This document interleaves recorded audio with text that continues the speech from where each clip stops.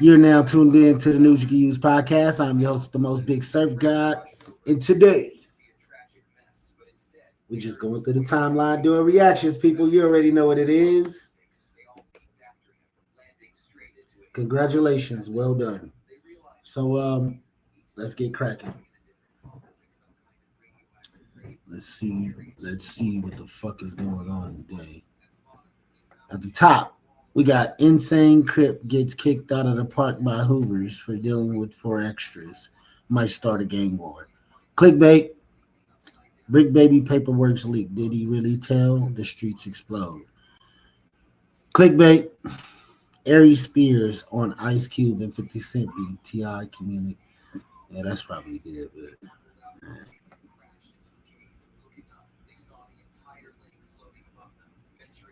I don't even know who that lady is. God bless her heart. Trump administration reviews. Mhm. Yeah, I'm sure. Any good news out? Damn, homie, show explodes. Stu Boy Blue as a police informant, and if he's gay for pay. I don't know what the fuck is on that.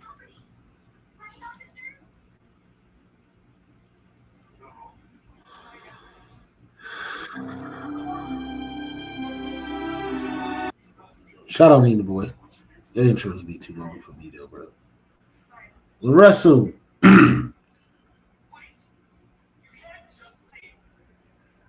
Outside Lands Festival. Now LaRussell's doing festivals is up. All right, let me see. Now, can we watch this with no copyright? Let's hope. We was about to resubscribe. Nope. Hey, I should be having copyright, bro. I can't fuck with the copyright. The video captured on the Ring camera showed Tevin coming out. Okay.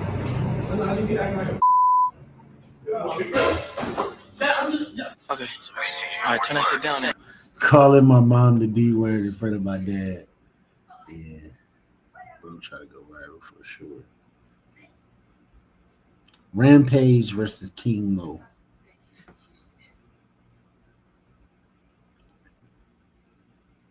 Mm, mm, mm, mm, mm.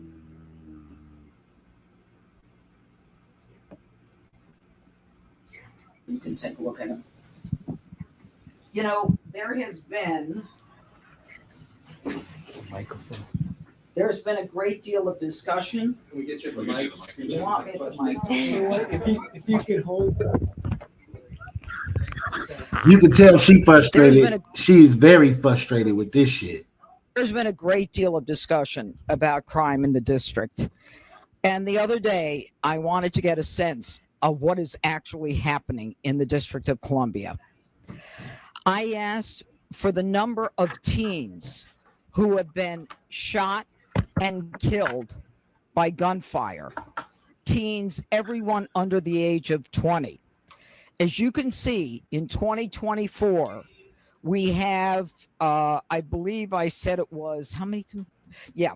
As you can see in 2024, we have 29 individuals who were shot and killed in the district, all teens, some as young as 3 years of age, okay, because of gunfire.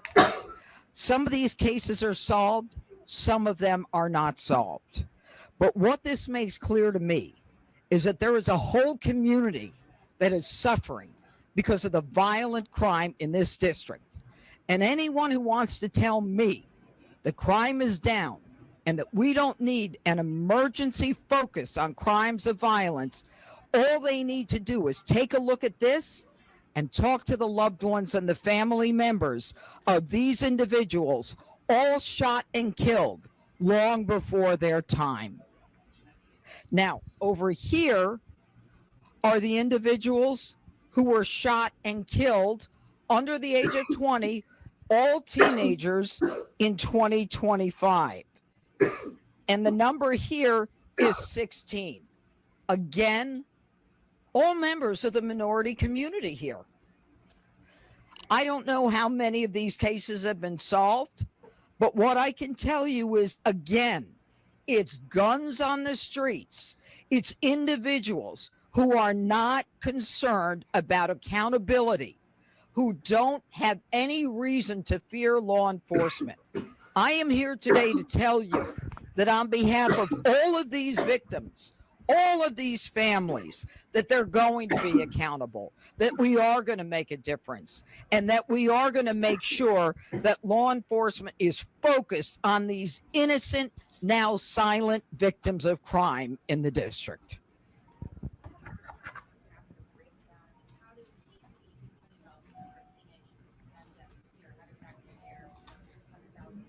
Anywhere else? All I know is we rank in deaths. 2 years ago, we were one of the fourth highest. We were the fourth highest in the United States. I don't need any more statistics. All I need are people to recognize that these were vibrant human beings cut down because of illegal guns. I guarantee you that every one of these shootings was with an illegal gun. All right. And I guarantee you that every one of these individuals was shot and killed by someone who felt that they were never going to be caught. And I want to send a message that we are going to catch you, that we are going to change the laws, that if you're 14, 15, 16, 17, we're going to bring you into the justice system. No more of this DC, council. Oh, if they're under 16 or if they're under 19 or if they're under 25, we'll give them probation. No more. I'm done with that. Y'all heard that, young men? You hear me? All that, I'm young, I'm going to get out at 25 if they give me juvenile life. They trying to change these laws, man.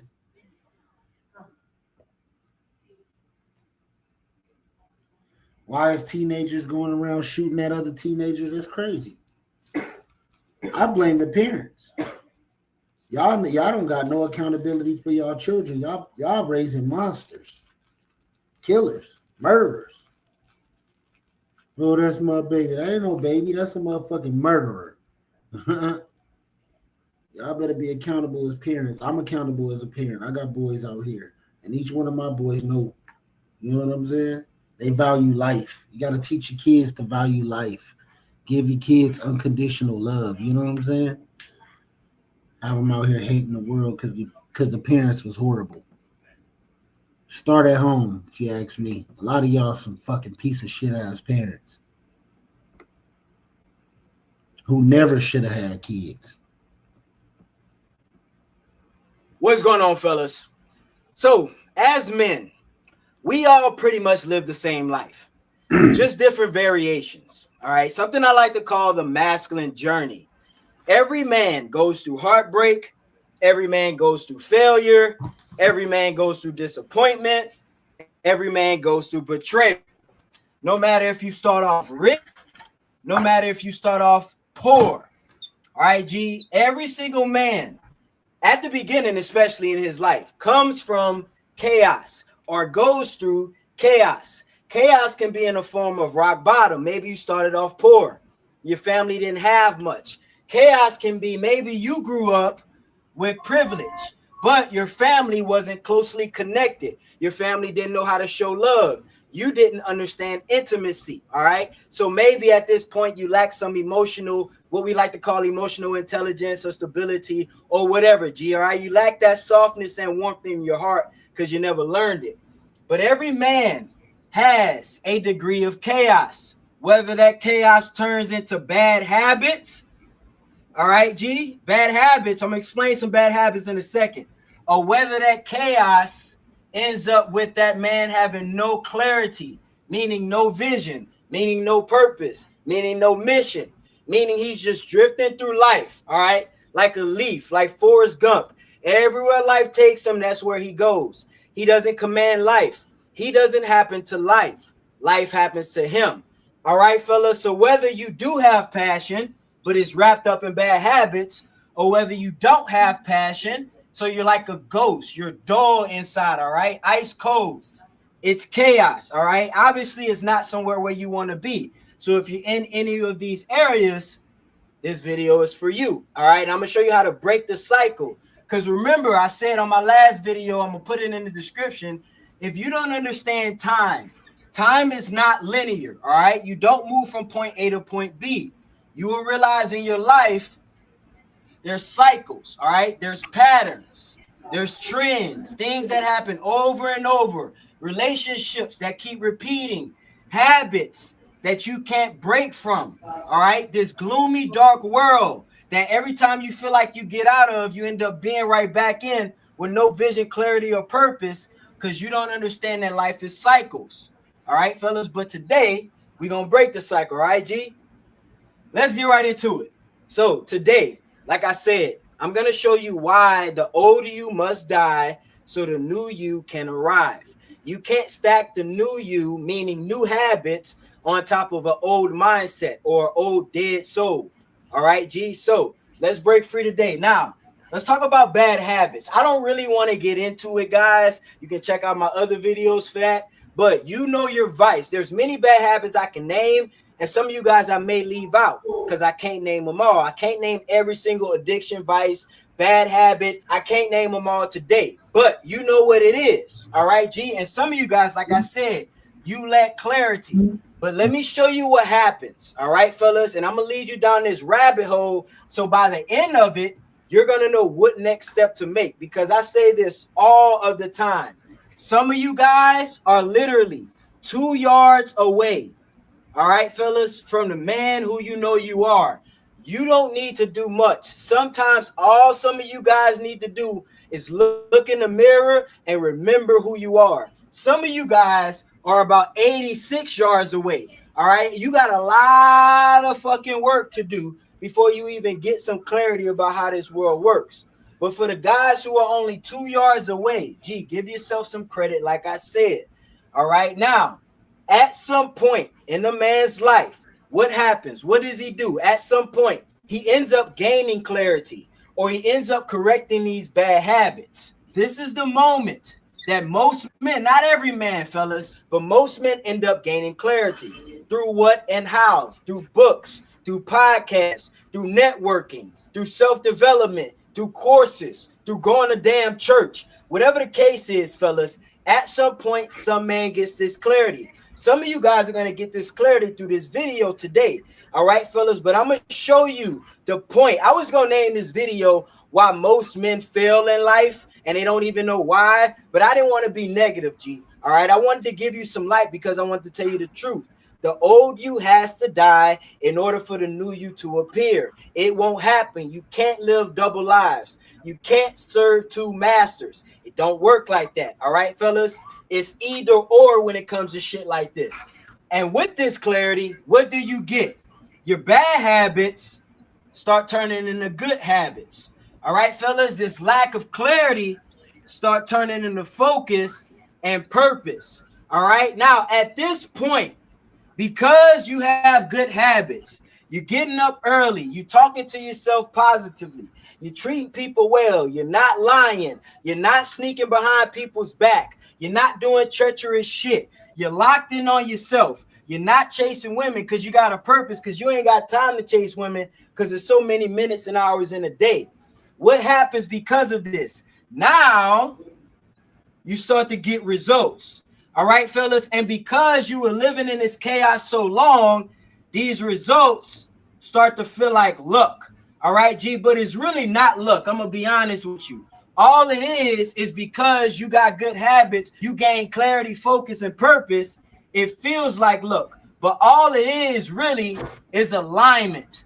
All right, fellas, when you just start doing the right thing, I tell my son this all of the damn time, because you know when you were a kid, and you do some dumb shit, and then your mama catch you or your dad catch you or whoever watching you catch you, and now you upset because you got caught. Gee, I tell my son in those situations, I look him in his face, I'm like, gee, don't be mad at me. I'm the enforcer. I'm just doing my job. If I let you fuck up, I'm a bad parent. So I'm just doing my job so God look down on me and smile. But don't get mad at me, G. Just do the right thing. If you do the right thing, you just gonna feel like you getting lucky, but you really not getting lucky. You just align with how shit's supposed to be.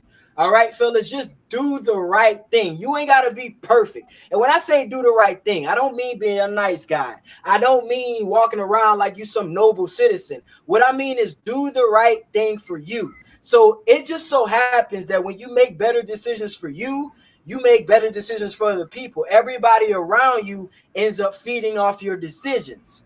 So like I said, when you get up early in the morning and you take care of your mind before you scroll your phone, first you take care of your emotions. So everybody you interact with throughout the day, they get the best side of you versus that side of you where you wake up on the wrong side of the bed, you done checked your phone, got indoctrinated with all the filthy, stupid fuck shit of the world, and now you're trying to go out attempting to be pleasant.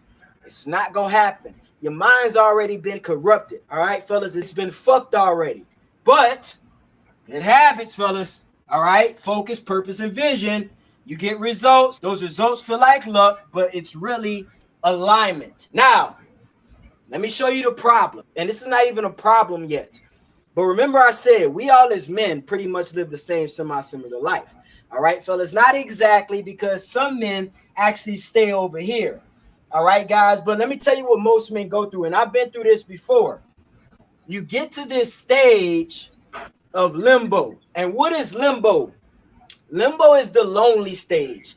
Limbo is the stage where these results and this luck, you almost get used to it because you're aligned, and these habits are no longer habits. They're more like you almost, and your purpose is you, so you're no longer distracted.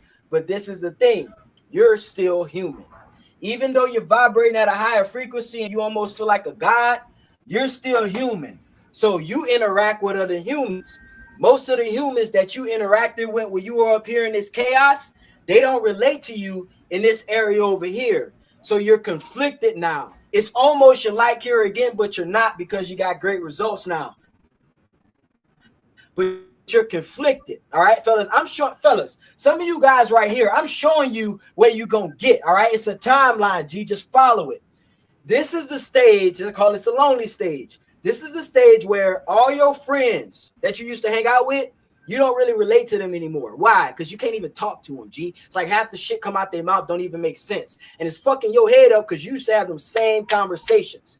And the people you want to talk to, they don't really want to fuck with you yet. Why? Because you ain't really there yet, all right? People up there, it ain't that they judgmental. They just territorial. Why? Because the energy up there is sacred. All right, it ain't even about that. It's probably the fact that you don't know the shit that you feel like you need to know yet. So you feel this dissonance, this disconnect, all right, in both areas. So you're in limbo, the middle, all right? It's foggy brain. You don't really know what's going on. You getting results, but you numb at the same time, all right, fellas? Now, this is the problem. This limbo stage is like a fork in the road, all right, G? And most men, not going to say most men, but you can go two separate ways. Most men go this way when they go back to the old version of themselves, all right? And the reason why is because they can't handle the pressure. The pressure of what? The pressure of being lonely. The pressure of not getting the same type of validation. Fellas, listen to me clear. When you were in this stage, all right, if I want to give a different name for it, I'll call it this toxic stage. This 1.0 version of yourself. Listen to me, G, because this is going to relate to women. All right, fellas, you guys always want to talk about women. I'm going to include women in this, and she do got a fat ass. I'm going to include women in this just so you guys can pay the fuck attention. So you guys were in this toxic stage. Use this 1.0 version of yourself. And there were specific women, G, with big-ass eyelashes and BBLs that you were attracting. But one day, you got all the way up to here, all right? And then you started radiating differently. So now you're this 2.0 version of yourself. And then it's so ironic to you, G. I don't know why you're surprised by it, but it's so ironic to you that you still don't attract these type of women. You have to understand, when you change, your vibration will change. I'm not talking about when you change the way you dress or anything. I'm talking about when you change up here. Because you'll notice when you try to just change the outside, the shell, the exterior, nothing around you change. But when you go through this process, G, all right, this dying and awakening, when you go through this, all right, and you break this cycle of keep going through the same shit over and over, and you finally wake up, G, you finally open your eyes, you are not supposed to attract the same type of women. The reason why your dating pool gets smaller is not because women are intimidated by attractive men. And it's not because all this shit you hear today on the internet. What it is you build something in this 2.0 version of yourself called a aura. All right. And if a woman is low vibrational, which is most of these critters today. All right. I said it out loud. If a woman is low vibrational, and she runs into a man like you with this 2.0 aura G, do you think she is going to be, yes, she may be attracted to your outer shell, but once she looks in your soul G, which every human does at some point, we all do it instinctively, and we can sense something in somebody else, it's going to either irritate them or pull them towards you, all right, fellas? So if you are getting ignored by women who you used to deal with, those type of women, I'm not talking about how they look. I'm talking about mindset-wise, G, the whole shit, all right, the whole 9 yards. If you are not getting the attention from those women anymore, that is a good thing. Maybe you need to start looking up. Now, let me go back to limbo. This is the point. Some guys, they can't handle this shit, all right? They can't handle this disconnect. They can't handle peer pressure from their friends. They can't handle FOMO. They can't handle a lot of shit, all right? So they go back to the old self, all right? Life moves in cycles. Some men break the cycle, and then some men say, no, fuck that. I am not. I refuse to go back to the old me. Ain't no way. Why? Because the pain of this shit is way greater, because you only realize this shit, fellas, when you look deep in yourself, when you get dark in the dark and you shut the noise out. You have to go through this process. All right. Some of you guys wonder how the fuck you found my channel. My channel is a representation of the darkness that you got to go through and look in your soul, G. All right. That's the only way you will make the right decision in this fork in the road. All right, fellas, just picture me standing at the fork in the road, G, with my goddamn shades on, looking at you like, what you gonna do, G? You gonna go back to the old you, or you gonna elevate? The only way you elevate is if you sit down and analyze and realize that the pain of staying the same is way greater than the pain of not being accepted, than the pain of being lonely for a little bit, than the pain of waiting and attracting what you actually deserve in your life. So why do most men never get the life they want? Why do most men never end up making the right decision in this limbo stage? Why do most men end up going back to the old version of themselves? There is something called Pareto's law, all right? Some people call this Pareto's distribution. Some people call this the Pareto principle. So what it basically says, all right, it has a lot to do with the law of rhythm. All right, fellas, as within, so without, which is the law of correspondence, which means basically, fellas, if we took every single dollar in the United States or in the universe, actually in the world, and we split it up and evenly divided it amongst every human being on this planet, not just men, but women as well. But let's just say men, all right, fellas, and we evenly divided up. Every single man, each one of you guys got the same amount of money. All right, fellas. By the end of the year, let's say we all got this money in January. All right, fellas. By the end of the year, fellas, I don't think we'll even make it to June. By June, all right, guys, that money, all of that money will go to its rightful owner. Meaning the men who were broke before that split, before everybody got the same amount of money, those men will go back to being broke. The men who were rich, even though they have to start off in the same spot as those men who were broke before, these men will end up being rich again. Why? Because it has nothing to do with the amount of money you make.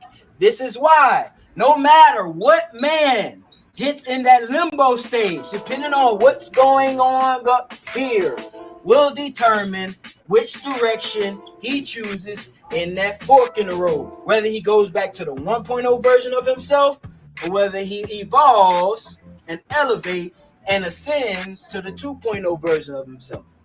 All right, G. Now, the moral of the story, when you get to this point, if you get there, some guys don't even make it there because they just keep climbing up and they can't even close their eyes to see this shit. But most people, and I want to say 93% of men, you get to this limbo. So when you get to this lonely stage, G, don't fucking fold. Some of you guys in this stage right now, that's why you're watching this video. Don't fucking fold. Don't be a bitch. All right. Remember these words when your ass want to wake up, when you want to scroll on fucking Instagram at 6 in the morning, when your ass should be praying to God or talking in the damn mirror, or meditating, or eat some damn fruit or something. Don't fucking fold. Remember these words, G. All right, fellas, put this shit as your alarm clock. Don't fucking fold. All right, fellas. So I appreciate you guys for tuning in today. Y'all like the new boy? Share this video with a homeboy that this will help out. All right, fellas. It's your boy KD. We out here, baby.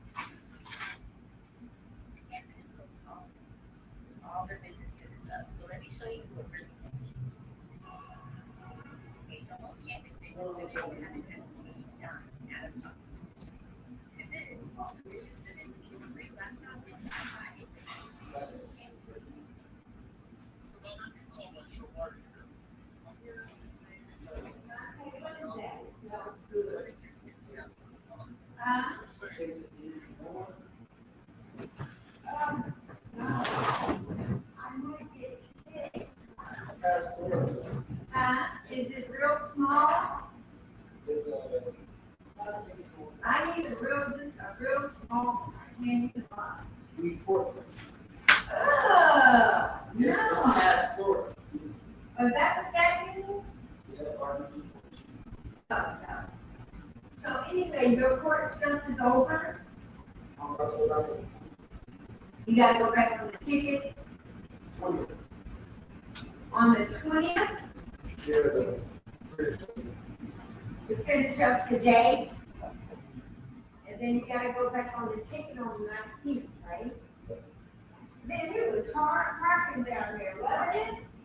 Come on, I said, well, around. I got handicap. Yeah, you was up. So I go park at the bus station. Oh, smart you, I had to circle around and so many people, but then I just there real early, when I came out, dropping off the package. I'll make you one. You want just cheese or you want pork? You want just cheese or you want fast food? No, cheese, please.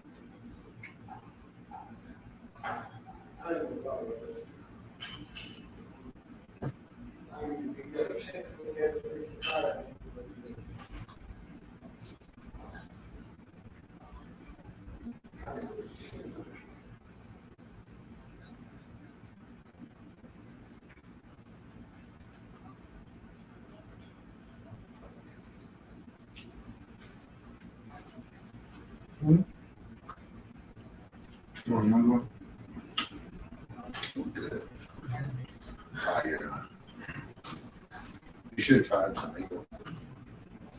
You just want to drink. You want vodka? Vodka.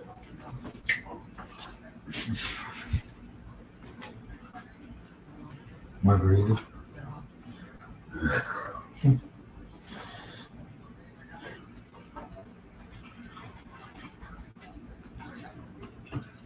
Good or no?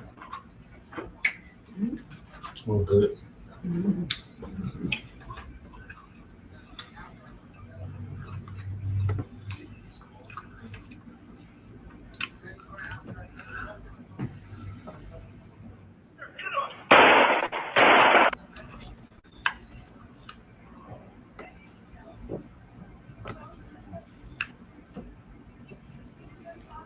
Sunday, but you can watch the whole thing right now by becoming a Whack Pack member via the link in the description. So enjoy this half. Next half is dropping next Sunday. Whack is gone next week, so we can't record another one next week. But this one, that one, this Sunday, next Sunday, watch the whole thing on members. Go. That nigga said, I want to pay a white dude and watch him fuck you. Who wouldn't? He's supposed to be an Israelite, though. I don't know, I'm just kidding. Where you go? Nigga, your homeboy. Yeah, where you go? In the back. Not his homeboy. I had to call the Israelites online. Israelites in my partner, bro. What happened? No, that's the Where homie, you go? but he had to clear it out. He in the back still. He had to clear it up. I We said, just bro. called him to see where he was I said, at. bro, he was just in the back. I said, bro, they cleared it up, though. What did he clear up? What did he do? Well, I mean, I don't know what he cleared up. Yeah, you start the podcast telling him that. Okay. You can't tell him that with a straight So face. hold on. There's no way. So I go into the No Jumper Live. Okay. So, and I remember he was tied to the A trades, but I didn't know if it was Gangsters or Hoovers, right? Mm-hmm. But his name has been real big amongst the Israelite community. He's been like on the West Coast, one of the guys. Yeah, he is. So He is. I never seen him. So when I walked in there, I'm on Brandon, Mm-hmm. and then somebody like said his name. I said, "Oh, you and I said Gorilla Hebrew. Gorilla Hebrew, right?" Okay. He like, "Yeah." I said, "Okay." The Israelite community has some allegations for you, and you never was really given a chance to clear it up. I said, I can't remember, but they were saying, so he started, one thing about it, he kept it real. So you have R&B's panties around your she ain't hands? with me. Yeah. She smell good. What the? Right. I keep my woman's panties with me.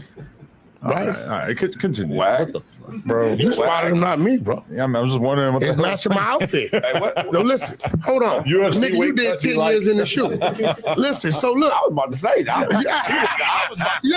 We not even gonna go through all that right now. So I called Captain Tazarian because I couldn't remember. And his name has always been a respectable name when it comes to like the West Coast who our Israelites are, right? For speakers. So I didn't want to say some shit that was off. So Cap got on the phone and he said exactly what it was. He said, first of all, you said you wanted to pay a white dude to watch him have sex with your girl. And they community. Down. He admitted to it. And then he said, this is the one. You texted your wife, how you want to hit me with something bigger than what I hit you with? You trying to get piped out. He was, listen, Gumby, he kept it real. He said, I said, well, you know when us as men hear that, what it sounds like. He said, well, I was sexually stimulating, letting her be mentally stimulated on the things she wanted to do to turn her on, but that's not saying I did it. Okay. Right? I said, well, we can't put on you did it because she ain't got no videos and she never said you did it. He prayed about it though. She released a text message. He prayed about it. So what I end up trying to get them two brothers to like have a counseling, that's what they do, instead of getting into it. You get what I'm saying? So he just walked up. That was crazy. It was a little crazy, Gumby. Now, I did admit to him that I woke up this morning with an ass facing me with my toes getting sucked. And I mean, I don't know how people gonna take that. That was my first time experiencing that, and the shit was pretty cool. And I hope she do it again tomorrow morning. I would like to wake up like that too. One day. Adam. It wasn't today. Okay, now today is Politicking with Gumby on Adam 12. I apologize. Adam 12 on Hoover though. On Hoover though. Now I got one request. What's that? What we doing now? That you talk with your mouth straight. Wait a minute, let me explain something. No, there. I'm not gonna. How you? If you gonna turn your head, that's cool. But all I'll ask is you don't hit me with the. In my defense. Did you see yourself? I was fucking with them little young dudes. You know what I mean? In my defense. What? Oh my mama, man. They gave him one of them X pills and had a nigga house cop like a 62 Chevy for 2 days. You see me? I'm watching you and I'm like, why is this nigga mouth? Mama, it was cop for 2 days. I've seen people saying that, like, yo, he looks like you have an X pill. I'm thinking, nah. I'm like, not Gumby, no way. Hey, man, I was like, yo, I said this nigga 3-wheel more. All right, that's enough for that. Let's get to y'all. Let's get to y'all too. Okay. Get on him. This your partner, right? You know it's another narrative going on against us, right? Oh shit. What's going on now? You know they always say it, even though we know people had things going on prior to. Right? Hawk's in jail. Is he? Hawk come on no jumper. Hawk's in jail. He's locked up right now. He called me 2 days ago. He's in there. That's crazy. See, God works in mysterious ways. You're not supposed to be saying that. I'm just letting you know God works in mysterious ways. You know what they all say. If you go on no jumper, you go to jail. I know. Well, now the Hoovers are looking like a cautionary tale. Hey, yo, it's don't let not Black y'all. 100 get his hands on your politics. At first, it was like 1 or 2 that been up here. Now it was like 8 of them really like on the internet going at it. You started it. I don't feel I just started anything. My whole thing is that this whole thing started off with some fake shit. I keep telling y'all, the war that we all fighting ain't about Crips, Bloods, race, and none of that. It's about the real versus the fake. We've been to the penitentiary, bro. That's a fact. I'm saying, so, you know what I'm saying? The first thing that we was trained that you don't let a homosexual, a snitch, or a PC have no action at no real dude. I'm saying you can't put no smut on no real dude name, especially if you got those 3 things according to. Okay, now we got to clear up Hawk. Clear him how? No. You did time where you watched the errors change on the yard. Yeah. I've never seen the 50-50 yard. I've never seen any of that. It was just your ass was in PC mainline. That's it. Now, I will say this. when I was doing time, they had a hot med building on the yard. Yeah. And when it hit 90 degrees, they sound up the thing and they go in there. But they wasn't PCs. Gumby says he's just hot. I mean, not Gumby. Hawk said he's just hot meds. Is it something else to that? It's something else to that. See, the hot med building. See, like I said, when we was in there, it wasn't none of that shit. No. You going straight to the hole and, transfer you somewhere else. That's it. Now they got all these other shit. Like he tried to accuse me of being with some act to get you out. Like that shit, bro. But we cleared that. Yeah, I'm just saying none of these programs were even in existence then. I'm in love with a the EOP situation. It was a hot man situation. But now when they can put PCs over there. Hey, y'all sound with auto tune, y'all. I'm in love with a stripper. She riding, she rolling, she rolling. I'm in love with a stripper. Ooh, let's do some karaoke, bro. Karaoke time.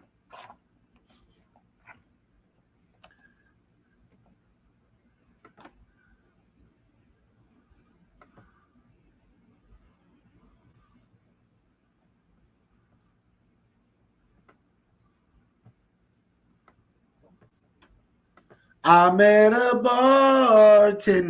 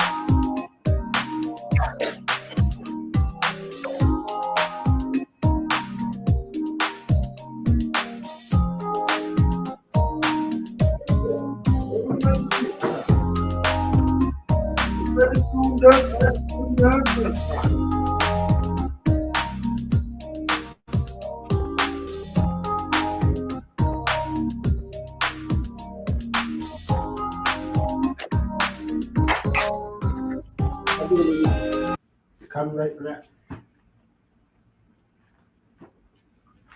She got the body of a goddess. I'm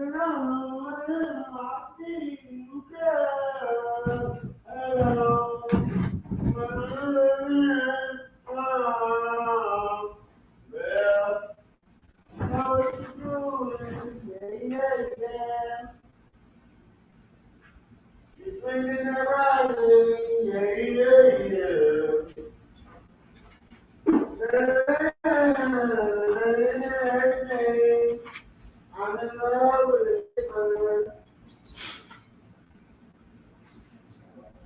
She lies, she rolls, she's like an echo.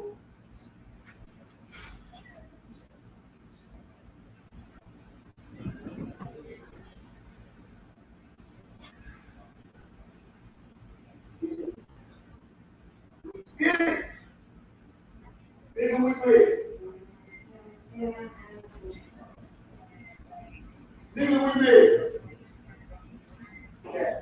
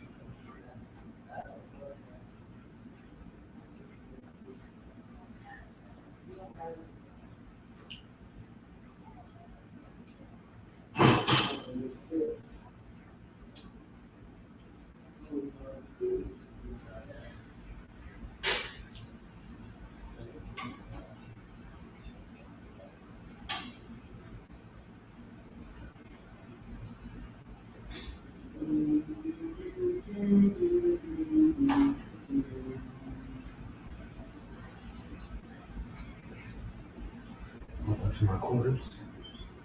I'm gonna do like an MTV Cribs too.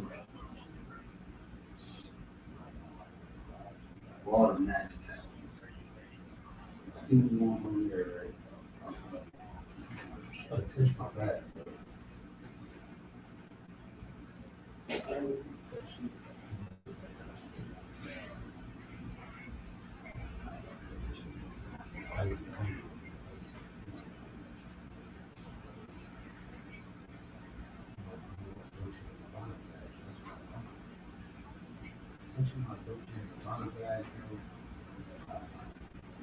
Listen.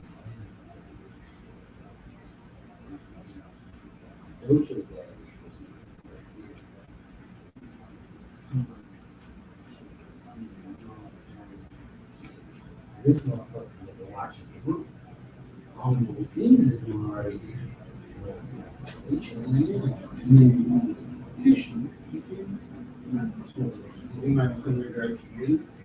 You might wanna kids, or you might wanna hang out with you. It's a prayer. You know what I'm saying? I got some scriptures for you.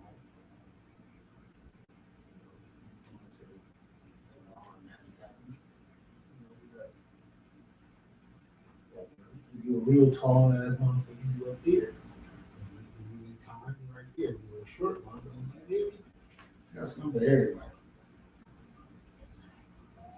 So much we watch TV.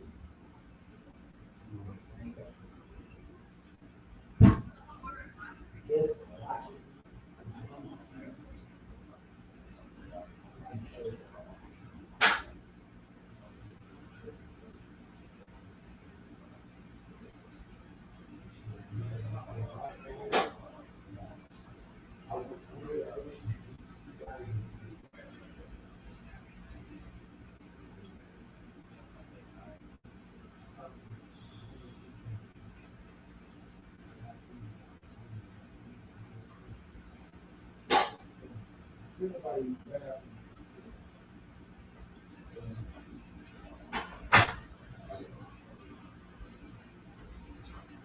Alright, in the streaming room. I gotta do it like an MTV Cribs version of my streaming room because I'm really proud of my streaming room. It's cable room. One of my favorite quotes. You know what I'm saying? Got my trolls. Niggas don't got trolls, bro. Who got trolls in this shit? Like, this shit look messy right now. I'm gonna show that. That shit is wires everywhere. I've been moving this shit around too much.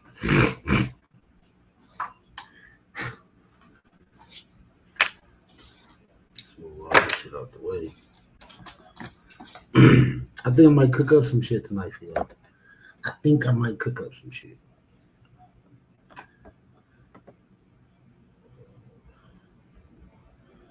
Yo.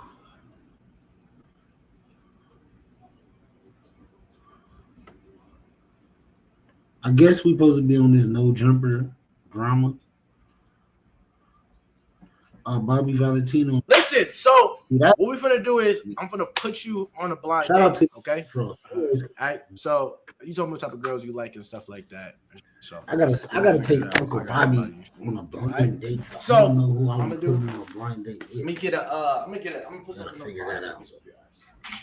Have That would be you ever good. got canceled before? I got canceled. I gotta find like some random crackhead. Let me tell you this though. Cancellation is Shout not out to the real. crackhead. Right. Like, no It's only a disrespect. period of time that people don't. You only get canceled when you stop working. Yeah, I'm going. That's what I learned. Uncle Bobby in a blindfold. You heard me? Let him talk to All right, her. that's the name of the game. See if he can figure it out.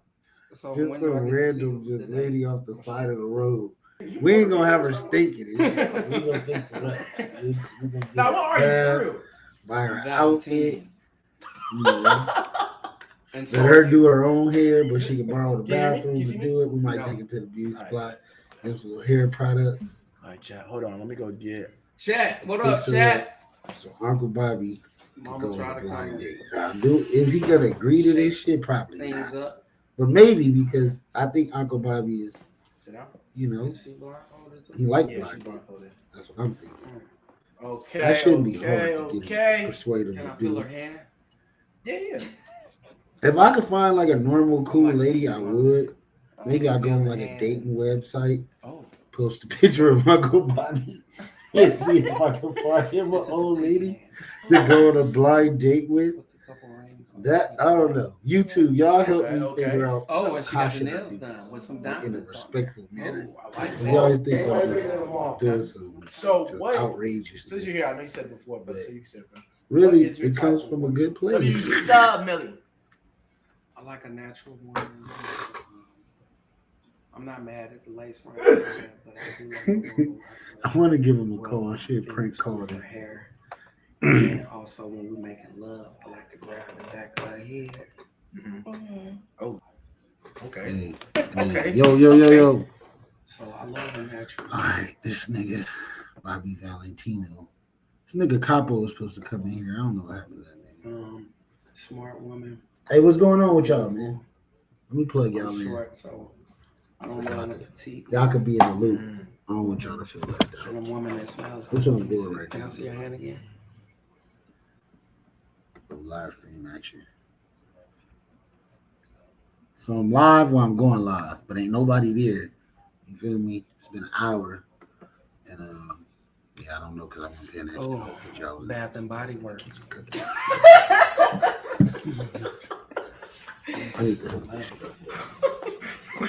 What type of man? Wait, introduce yourselves to you. Like, Okay. I'm Tina. I'm Bobby. Nice to meet you, Bobby. Yo. okay, so what? Yo. Very mint. Bath and Body Works. It's definitely not Bath and Body. Oh, it's Speak a lot about it's you, more like upper echelon. It's a more upper echelon type of lotion. Actually, it's Arabic, but Ooh, straight from Dubai. yeah, I like that. I did get into that. yeah. I love it. All right, so always what he said. All right, so what type of man do you like? I like a tall man. He could be light skin or dark skin. Has to work out. It looks like do a little something, a little bit. You know, Bobby works out every day. Yeah, Do you? I do. I have to preserve my sexy Okay. as much as possible. Okay. Plenty of fruits and berries. Good teeth. Yeah. Okay. Okay. Based off voices, because both of y'all are blindfold. Oh yeah. You're So, what what would you rate her voice from 1 to 10? I would give her voice a 8. Okay. What would you give his voice from 1 to 10?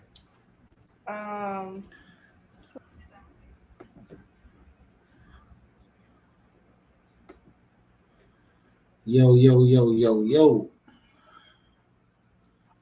Man, these niggas look just alike, bro.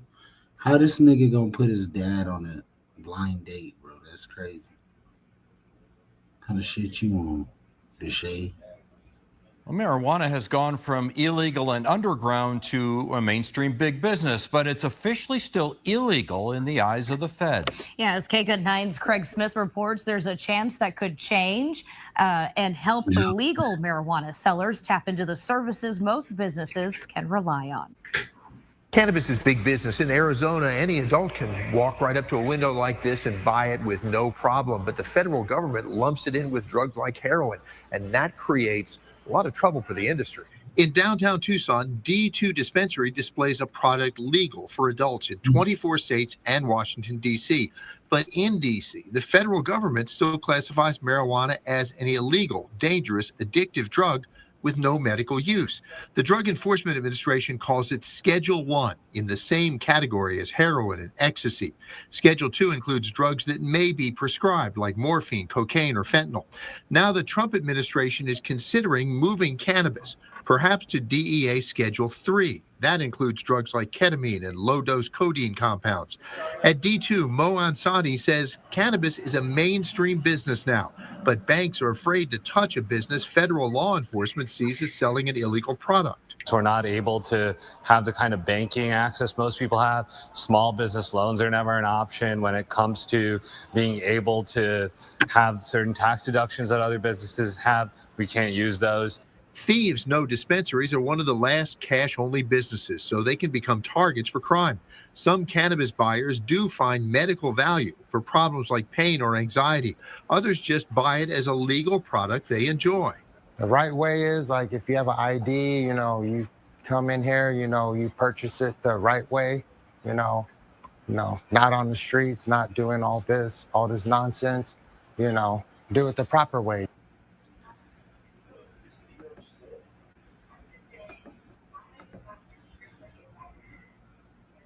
You have an ID, you come in here, you buy it legally. I think it's about time that we remove it from somewhere it doesn't belong. I think it needs to be appropriately scheduled. I think allowing it through 30-some states should reschedule to show the rest of the country that we are in agreement with it. President Trump says the administration may decide in a few weeks if it will reclassify cannabis. Craig Smith, KCUT 9.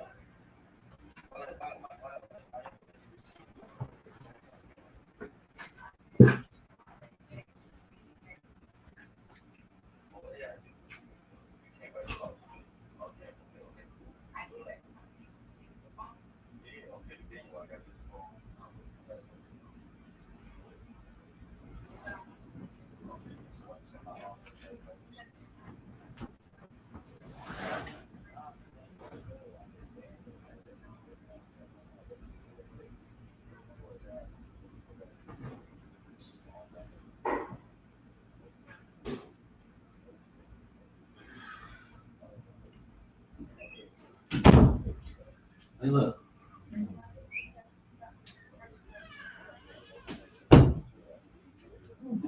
Where you at? You cold?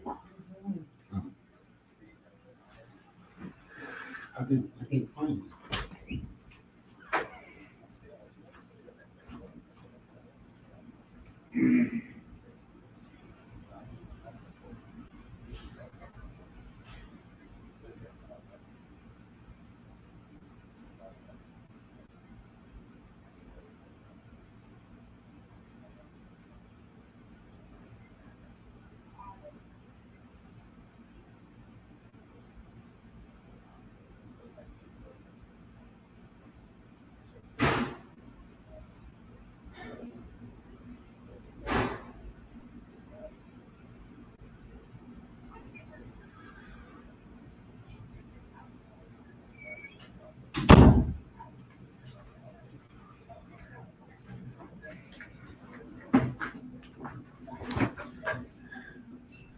Marijuana has gone from illegal and underground to a mainstream big business, but it's officially still illegal in the eyes of the feds. Yeah, as KGUN 9's Craig Smith reports, there's a chance that could change and help legal marijuana sellers tap into the services most businesses can rely on.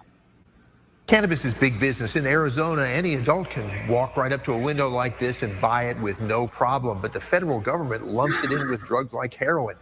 Yeah, they shouldn't be mixing it in with no damn heroin. We winning? Were you winning?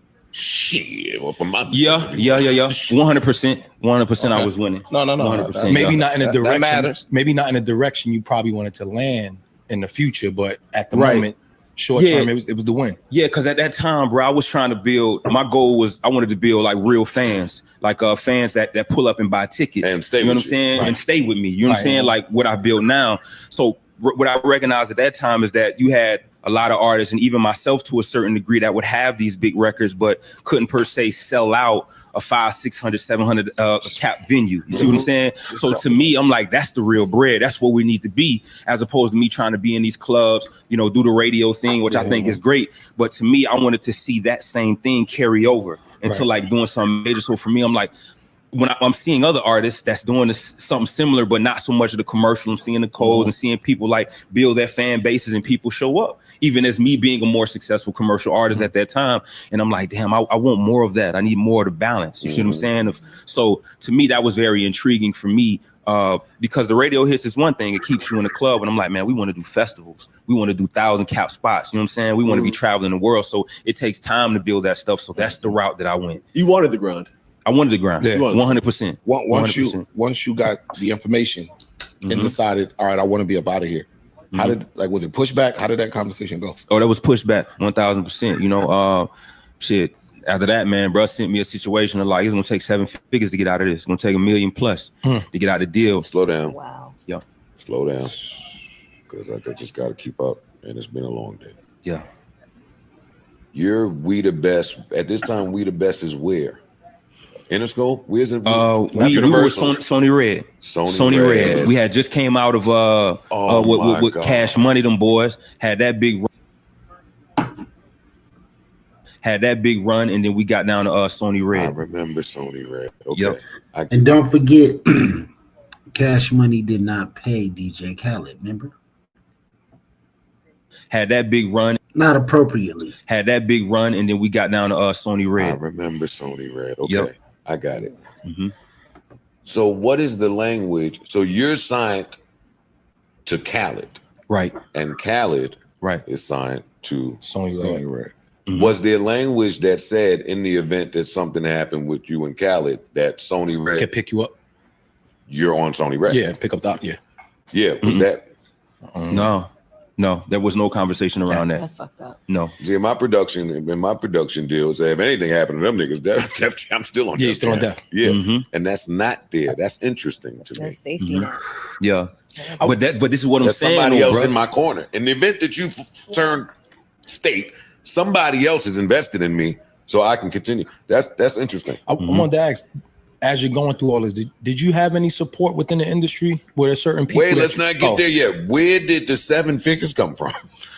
Whose calculator? That was crazy, man. And to me, I was wondering the same thing. I'm like, this got to be just off of like, you know, just like bro just being a little hurt. I think of just how the whole situation unraveled. I think that's what it was initially for me to get. Because I owed my 5th album.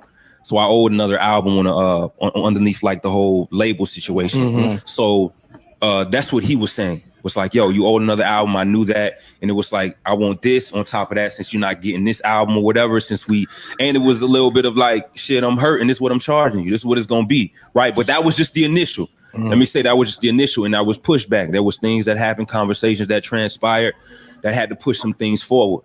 You see what I'm saying?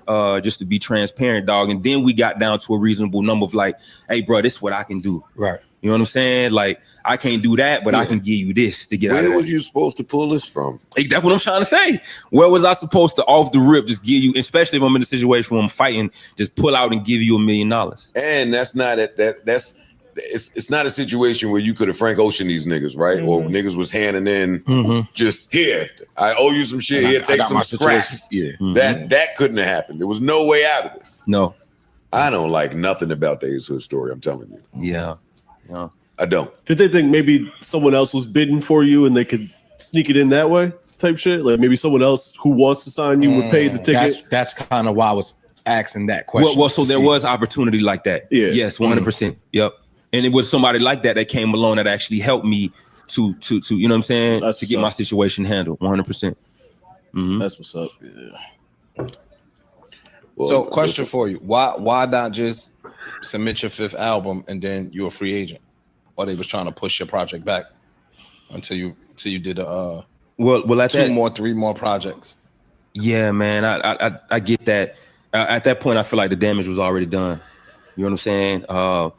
So by the time we had already reached that space, some things had already went unfulfilled. So one of the major things is that I was pushing, even being under the label or whatever, I was still working the song. I had a song out with Ty Dolla $ign. This was when I was staying in LA. And I was working the record. I put it on radio and everything. And there were some agreements that we had between each other of like, all right, I do this. You know what I'm saying? And then bro's gonna come in on the back end. So I'm putting all my time and energy, shooting the videos, paying for everything. And then bro didn't come through on something. And that was a big deal on top of everything that we had already been dealing with. It's like, the record, all right, if it reaches 300-400 spins on radio, I'm gonna take it from there and I'm gonna, you know what I'm saying, add another budget on top. So to me, I'm like, I feel really good. I felt empowered now because this is something that I got my hands on. This is something that I put together. You know what I'm saying? You can go get 400 spins in Florida. Right, exactly. So easy breezy. We cool. We good. You know what I'm saying? I'm getting this out in LA. I'm getting this out at the crib. So it's happening. I'm excited about that. And to me, for me, that's when a homie come through and be like, all right, I got you. When you come through, this gonna give me the power that I need because now I was putting faith within myself. Because at that moment, I was kind of striving for a little bit of like, reassurance, you know what I'm saying, at that particular time, and especially of just putting my time and putting the effort in and creating the records. For me, I wanted to feel like this was mine and not just somebody trying to come in and just, the hook should sound like this or the beat should sound like that or this or that. This is my vision, and I wanted that vision, that which is mine, to be supported, because that's how you show me you support me in my way and not just everything that you want. Right. So to me, when that didn't happen, that put a bad taste of like, damn, man, like I thought my boy was. So some things started to fall short, but then it started to be, congruent with other things that I started to hear when people started to bring me stuff of just being treated unfairly. Like, so people in the hood and the communities would stop me and be like, bro, you getting treated, Wayne, I'm doing this, Bird over here doing this for Wayne. He allowing brother to be free. He different brother, So, it's all that going on. I never really paid attention to that because we were always close knit. But once the in-house stuff started happening, I was like, damn. Once people that's actually close to him started telling me stuff, I'm like, I ain't even, and they volunteering this information because they know the heart that I got. They know the type of person that I am. Did you think y'all were friends? I thought we were brothers. It's my brother, man. That was my brother. That was my brother. You know what I'm saying? That's what I'm saying. They got too many records together that work for it to not feel like brotherhood in the moment. Shit, he said it. I don't forget the records. Even if you don't got the records and you working at that same goal, you feel like you working with your brother. You give me that much investment, but yeah, as long as you don't smarten up, you can stay little. You stay little, bro. That's why I want you out. Did ever fit? And that's the real thing right there, bro. Is that like I felt like forever I would have just been little bro. That's following bro. Yeah, I would have had a career, had other certain things, but I think for me, I think the integrity part of it. Because I would have accepted something that I knew was less than myself in that moment. You see what I'm saying? So that's what I realized, dog. I'm like, nah, you can't do that. Because now, right, I'm thinking about my children. I'm thinking about the family. I'm thinking about what that's going to say if I was to take something like that, if I was to sell myself short. I can't give nobody game about leveling up, about trusting in themselves and having faith in what it is that they got. So for me, I was just like, nah, dog, there has to be a better way. That's some deep shit. Got to be a better way, dog. I'm scared to ask you the next question because I'm gonna get real.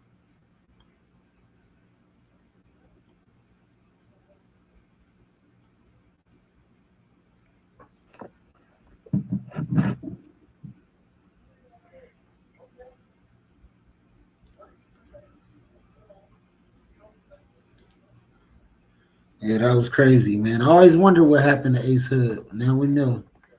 I'm sure that interview was a lot more interesting later on in the interview. Who's recording me, Max or you? Bro, you pick me up, son. Yo, that's crazy. He just said Max messing him up, bro. Max ain't messing him up, bro. It's like Max is saving you, bro. Right here in this instance, he's saving you. If y'all thought Lil Baby was gonna pull up on Max and record on stream and I wasn't gonna react to the session, y'all tripping. But go ahead and like the video, leave a comment, and stick with me to the end because I'm pretty sure this is gonna be funny, right? Because if he's the engineer right here, I don't know him. You know what I'm saying? I know he had a white girl that used to record him. I know his mixing engineer. I know the other mixing engineer, QC, and I know the other female engineer that used to work with him. You know what I'm saying? But I don't know him. I don't know him. But we're gonna see how this goes because Max is definitely not engineering this one. I didn't read the comments. I seen a lot of stuff circulating online about the session, so we checking it. Oh yeah, chat, let's go. All right. Hey.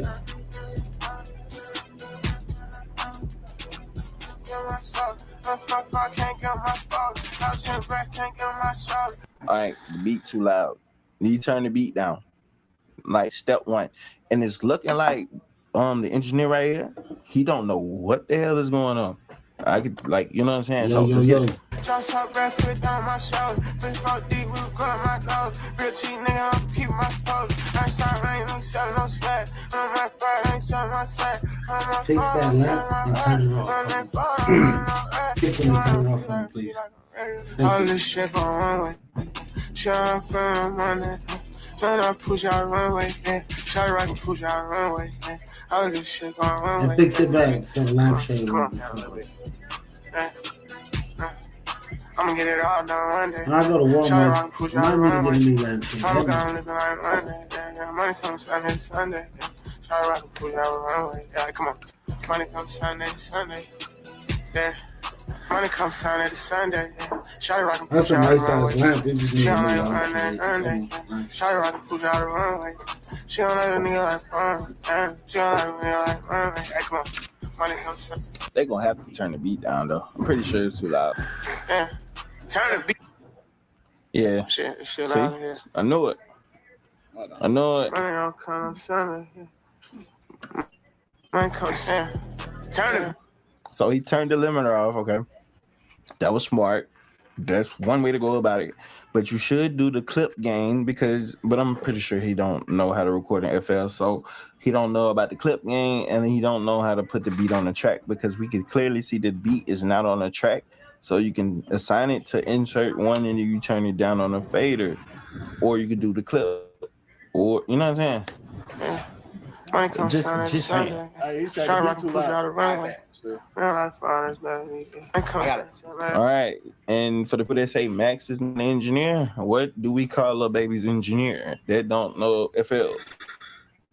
But again, you're not supposed to know FL as an industry engineer for the recording part, but that's just one thing. You know, I don't know. Let's keep going. I ain't fired last week.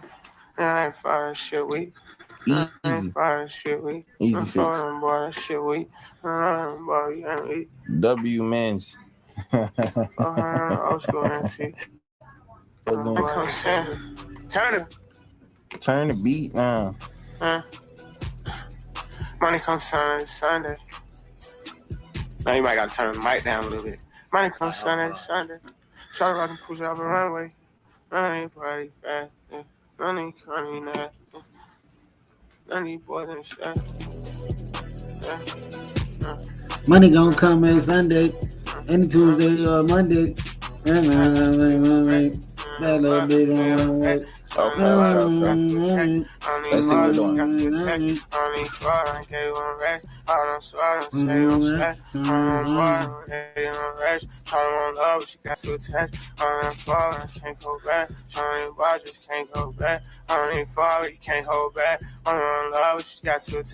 Alright, so I get it now. People, when I do this in videos, when I'm trying to plug in and just trying to find a melody for the songs that I be making on my channel, it's like people be like, bro, you sound like a little baby when you be mumbling doing it. I get it.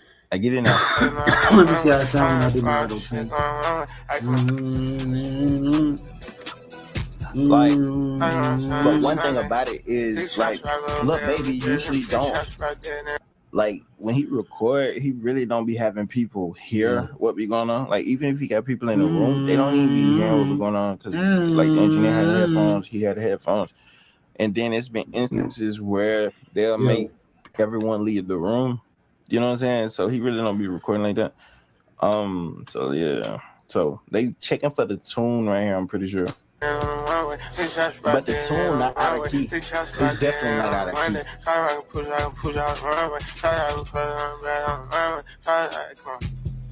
Bitch, I spot dead in.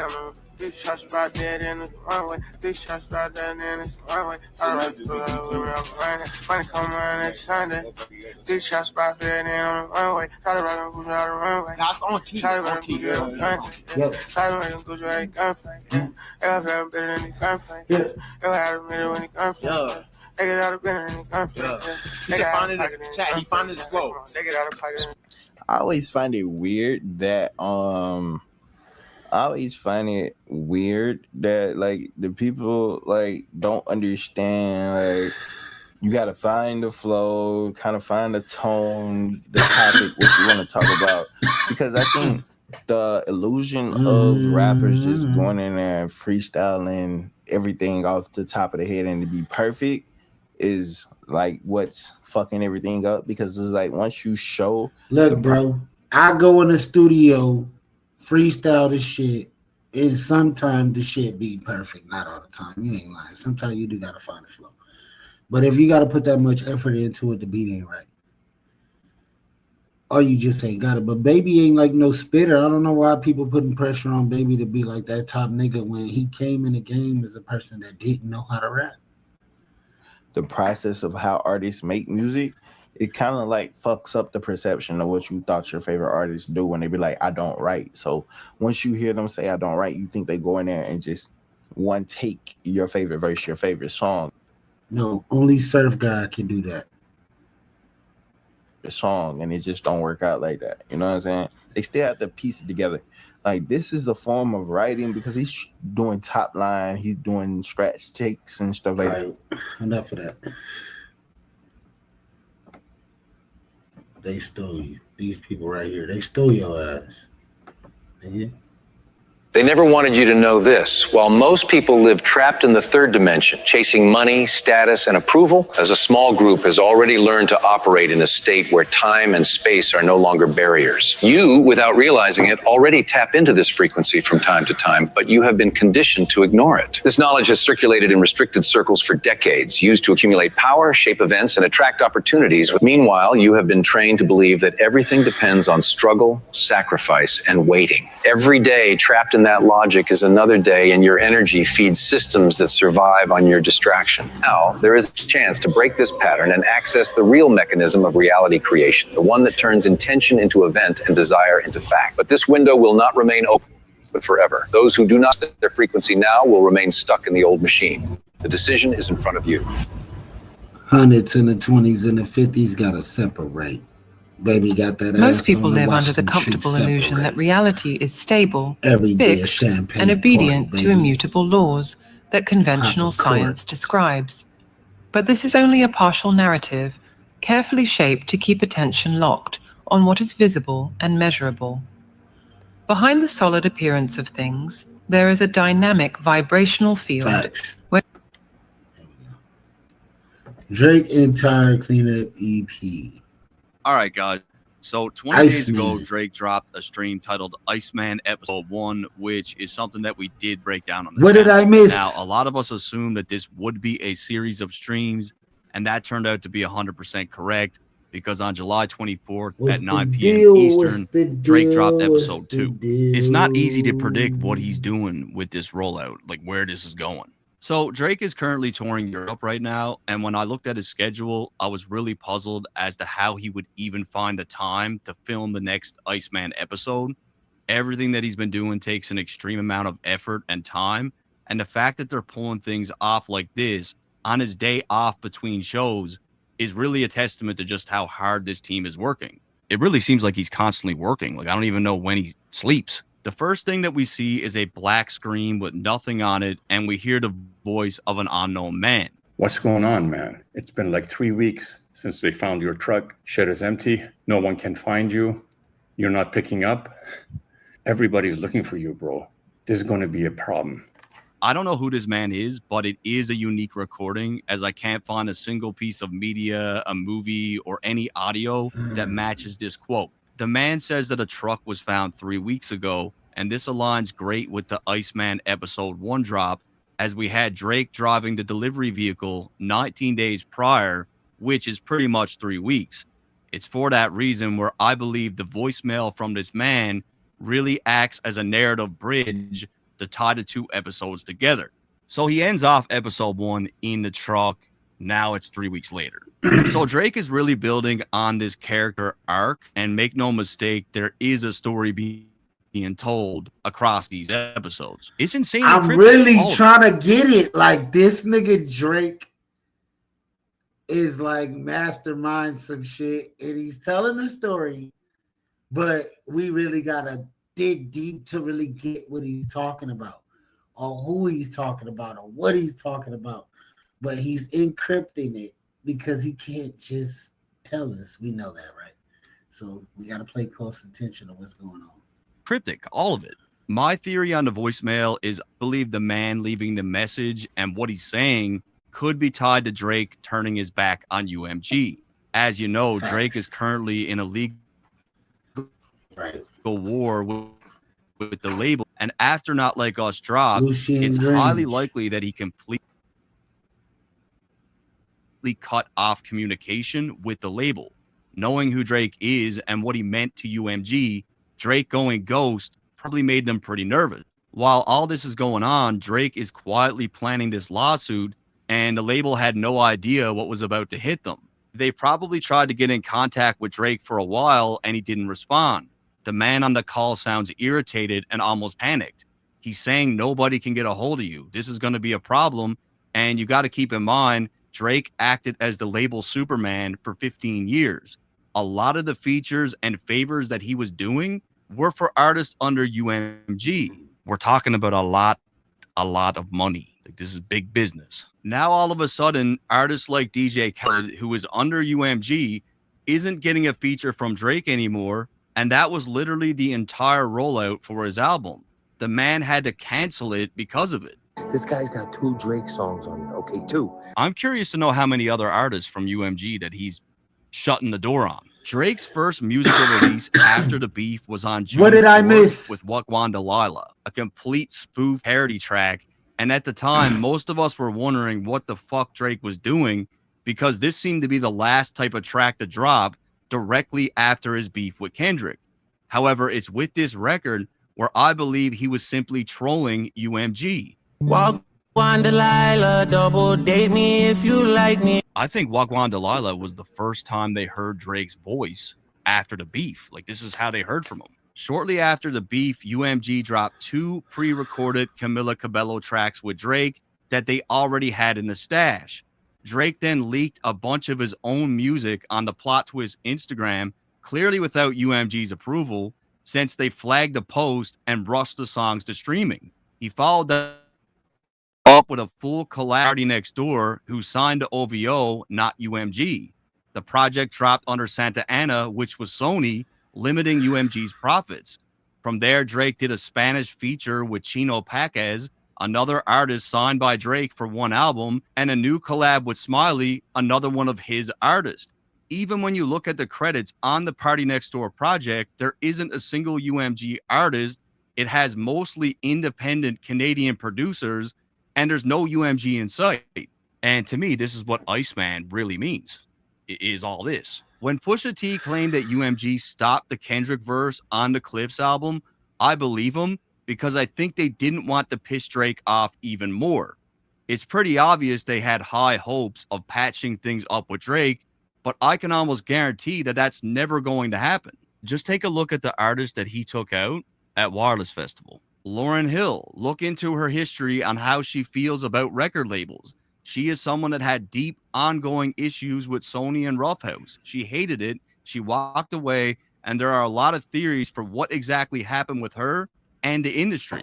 Bryson Tiller, under Sony, Lotto, Sony. Vanessa Carlton. This young girl was supposed to be a superstar, and it was with the exact same record that she played with Drake at Wireless, 1,000 Miles, that got her signed under UMG.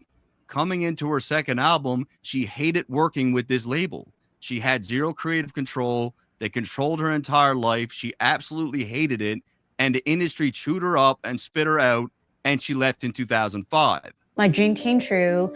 I got this record deal. I thought it was gonna, it's gonna be this amazing situation. And at the end of the day, I was in a really bad situation with the people that I was working with. Make her boobs bigger, make her butt higher. There's a lot of weirdness. There's a lot of possessiveness that was happening. Jay Huss, independent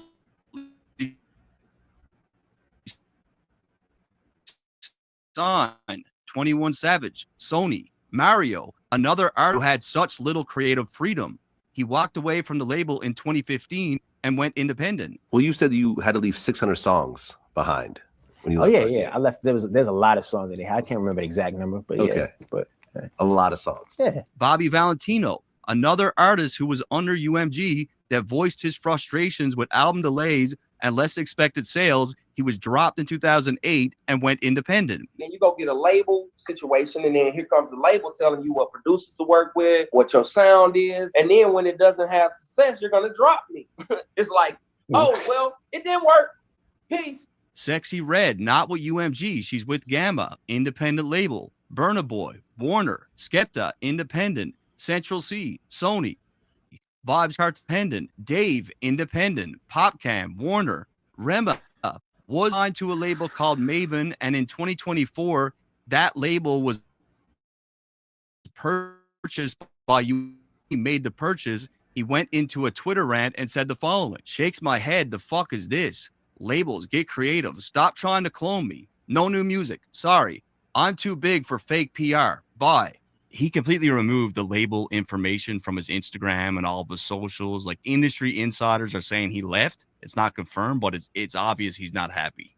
Every single guest at Wireless has either absolutely zero ties to UMG whatsoever, or they worked for UMG in the past, got taken advantage of, had a terrible experience, causing them to leave, or they got dropped and discarded like they were nothing. Not only does it seem like Drake is not collaborating with anyone under UMG's umbrella musically, but when it comes to UMG pulling in profit from artist show money, he seems to be making a statement with this also. Yeah, sorry, my delivery days are done. I did it for 15 years.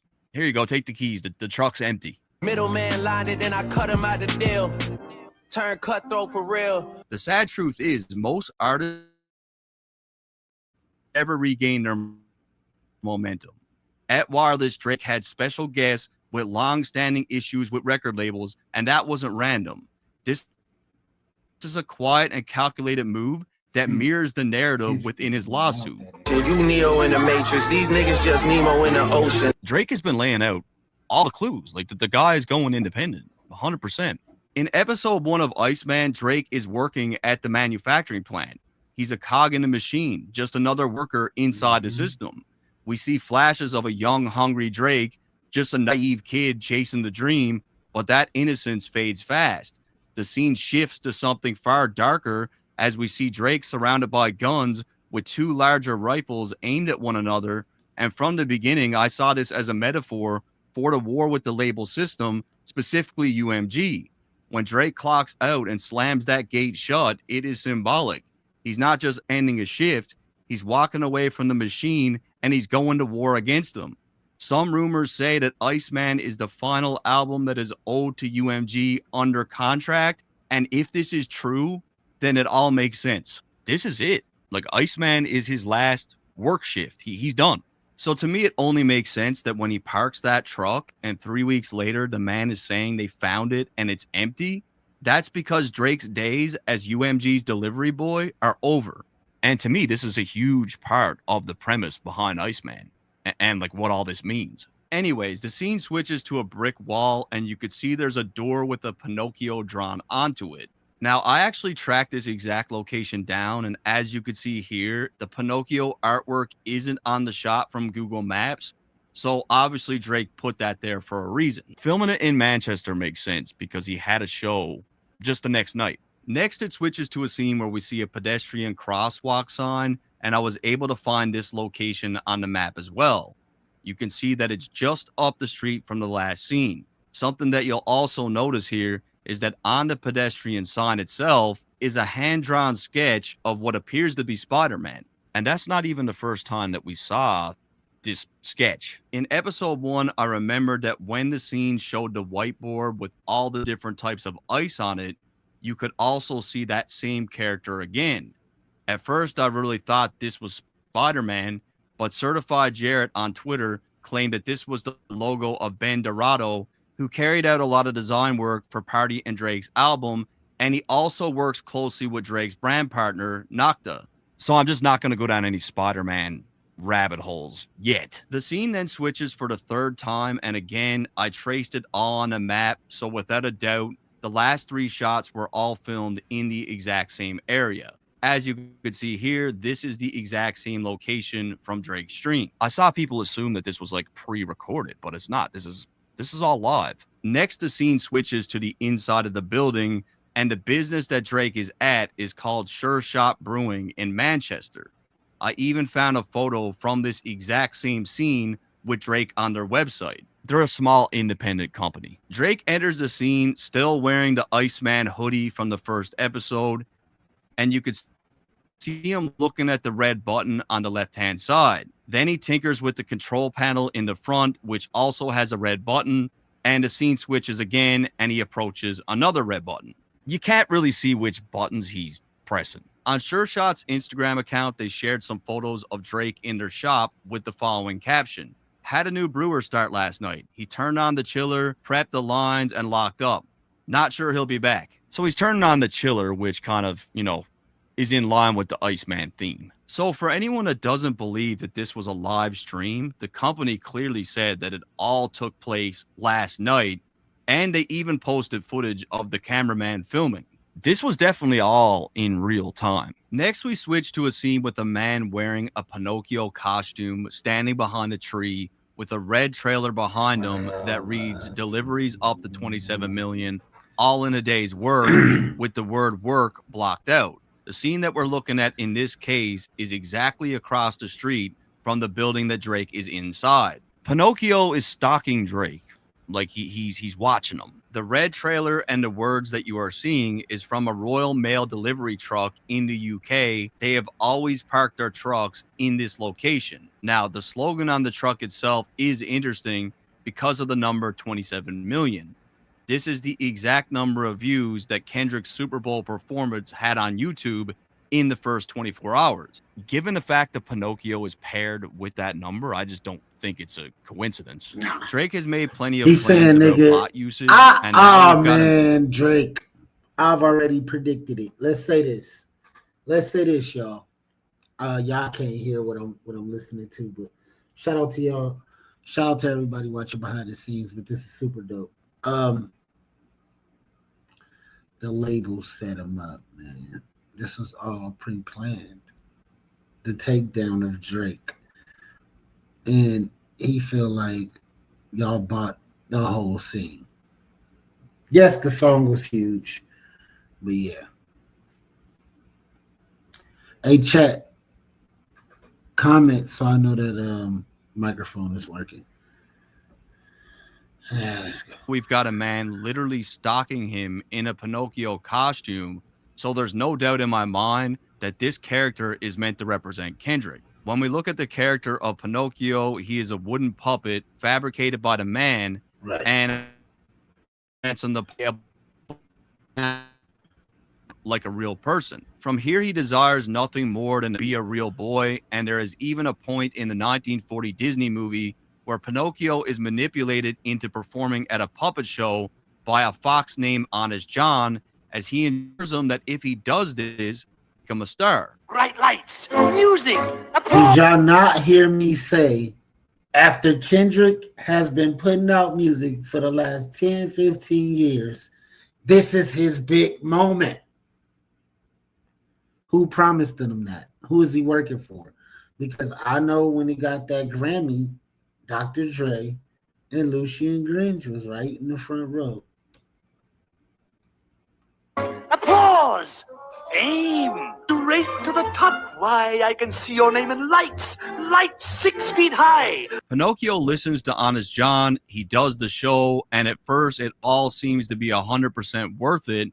However, he's ultimately trapped in a cage and is destined to be owned by the show owner for life. To me, you are belonging. You will tour the world. Now you see you will non-stop touring. Even Lil Wayne, UMG, man, they make stars, but they work your ass like a fucking slave for sure. Will make lots of money.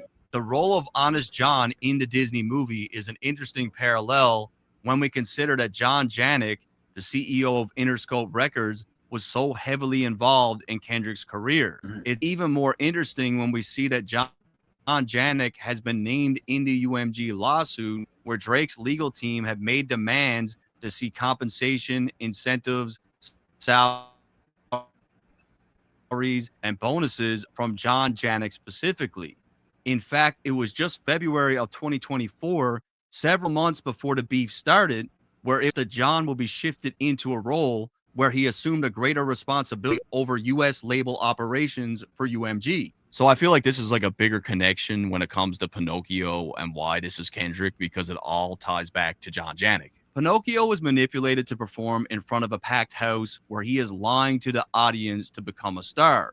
The two stories have remarkable parallels because Drake is implying that Kendrick is a label pawn in UMG's game. Drake has accused Kendrick of being a grifter and inauthentic. He's made claims of Kendrick's and his long-standing desire to be in Drake's place. Like Pinocchio, Kendrick wants to be Drake, who is also known as the Boy. He's given the biggest stage of his career. However, just like the 1940 movie, Drake is insinuating that all this will be short-lived because the facade cannot be maintained when it's built on a mountain of lies. This is not even the first time that he called him a puppet. He said it on Taylor Made. Hate all you corporate industry puppets, I'm not in the mood. While still on the topic of Pinocchio, Drake drew the character on the door next to that brick wall. Doors turn out to be an important theme in the Pinocchio movie because many of the doors that he goes through are metaphorical traps. They look inviting but lead to danger. It's with this symbol on the door where Drake seems to be saying that when it's opened up, Kendrick's lies will be devastatingly exposed. And yes, I did watch Pinocchio for this video. When it comes to the phrase on the truck, if you look closely, the word work is partially covered, leaving just the letter K and a period, which stands for KDOT. Now, to me, this part is probably just a coincidence because the sign that is blocking the word has been in that location for a very long time, even in older photos. I do think it's a coincidence because that sign, like, it looks like it hasn't moved in years. Drake closes the gate behind him and steps outside, glancing around like he's checking to see if someone's trailing him. Then we cut to another shot of Pinocchio, only now he's moved. He's no longer by the tree as he's crept closer to the building, hiding awkwardly in the bushes. With that said, he's doing a terrible job of blending in. His bright red costume clashes hard against the green backdrop. He sticks out like a sore thumb, just watching as Drake walks right past him. You'll notice that Drake looks back in his exact direction multiple times. It's possible that Drake knows what he's doing, but he doesn't seem all that bothered by it. The scene then switches to a close-up of door number 1, where the camera focuses on security tracking labels. This is a sure sign that the area is being monitored, which might not be the best news for Pinocchio, especially considering what unfolds later in the stream.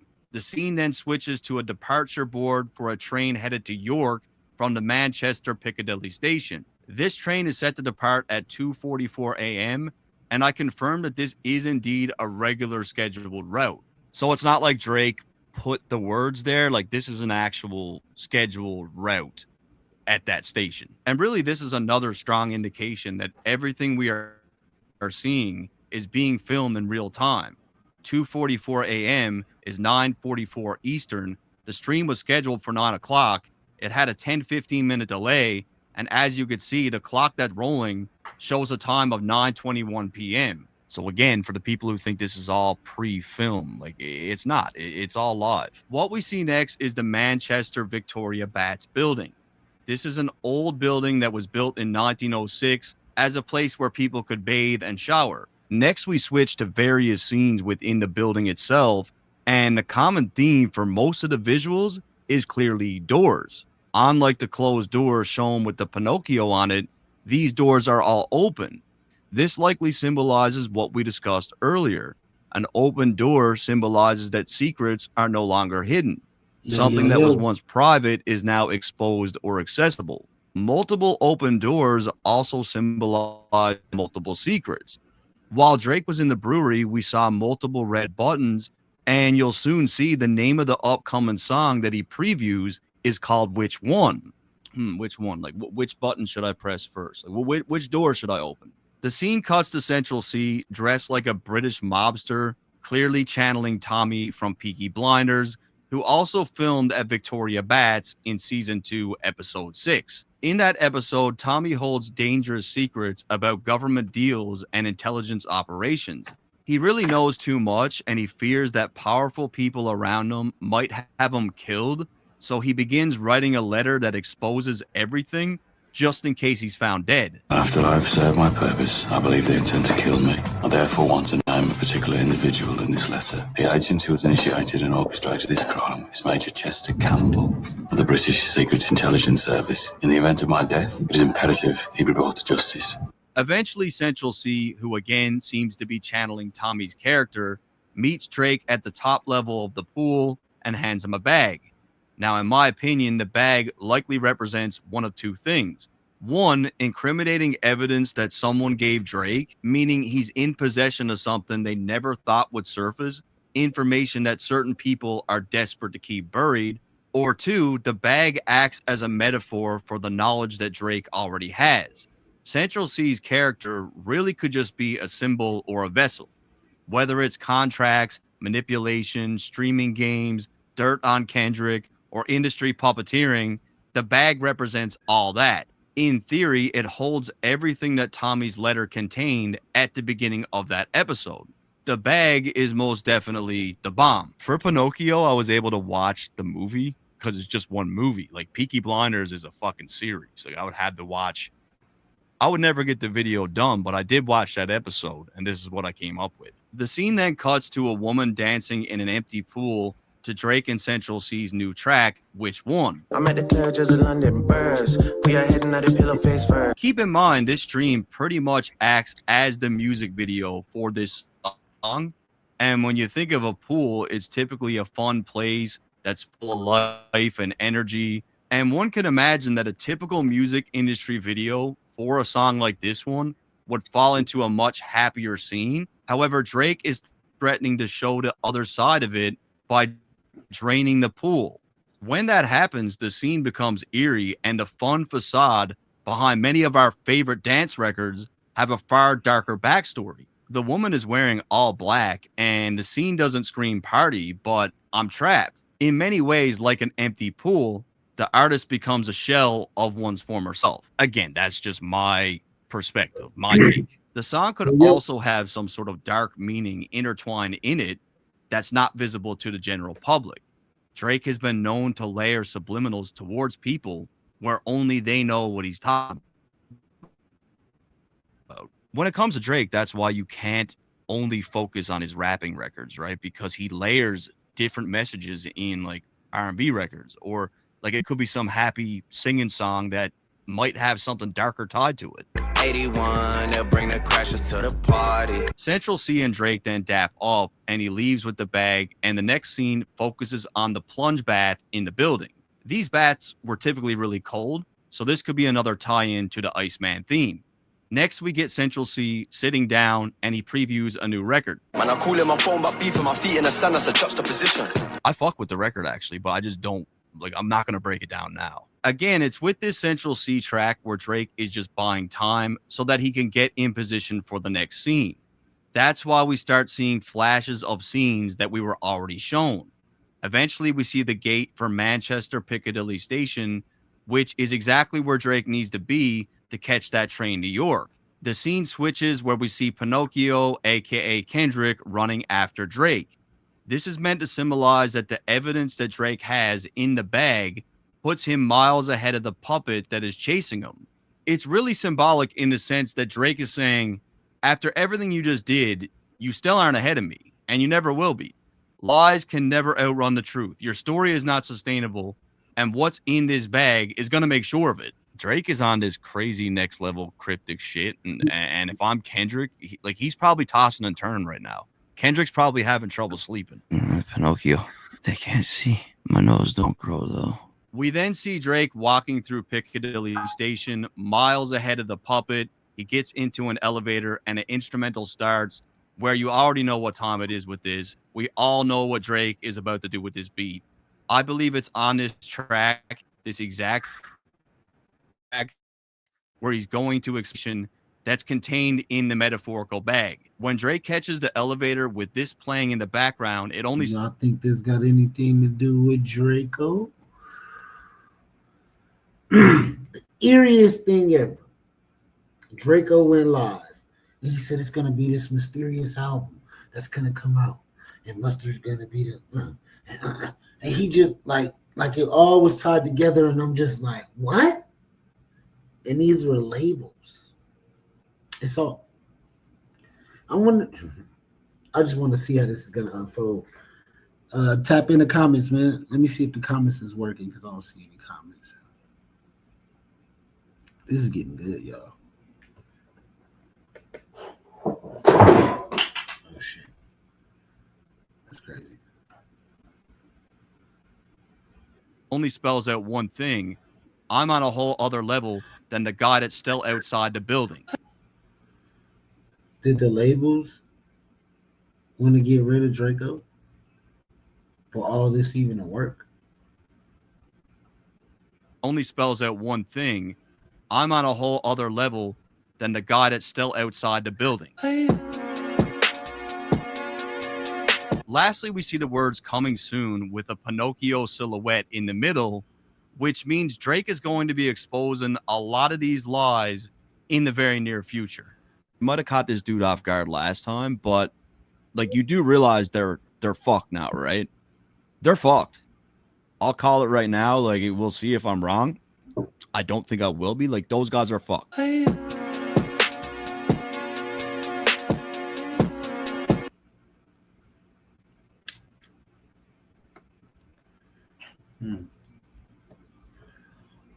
Nah, but YG is not even on Kendrick's album.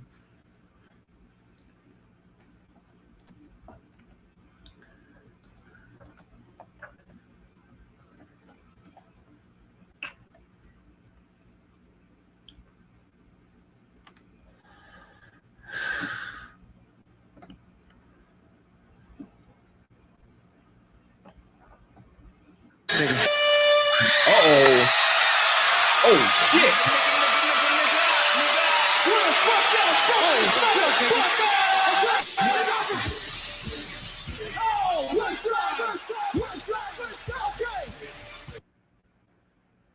Hey, real quick, man, we with the hottest in the game right now, the baby.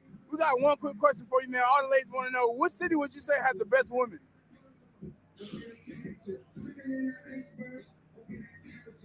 Atlanta. You heard it here first.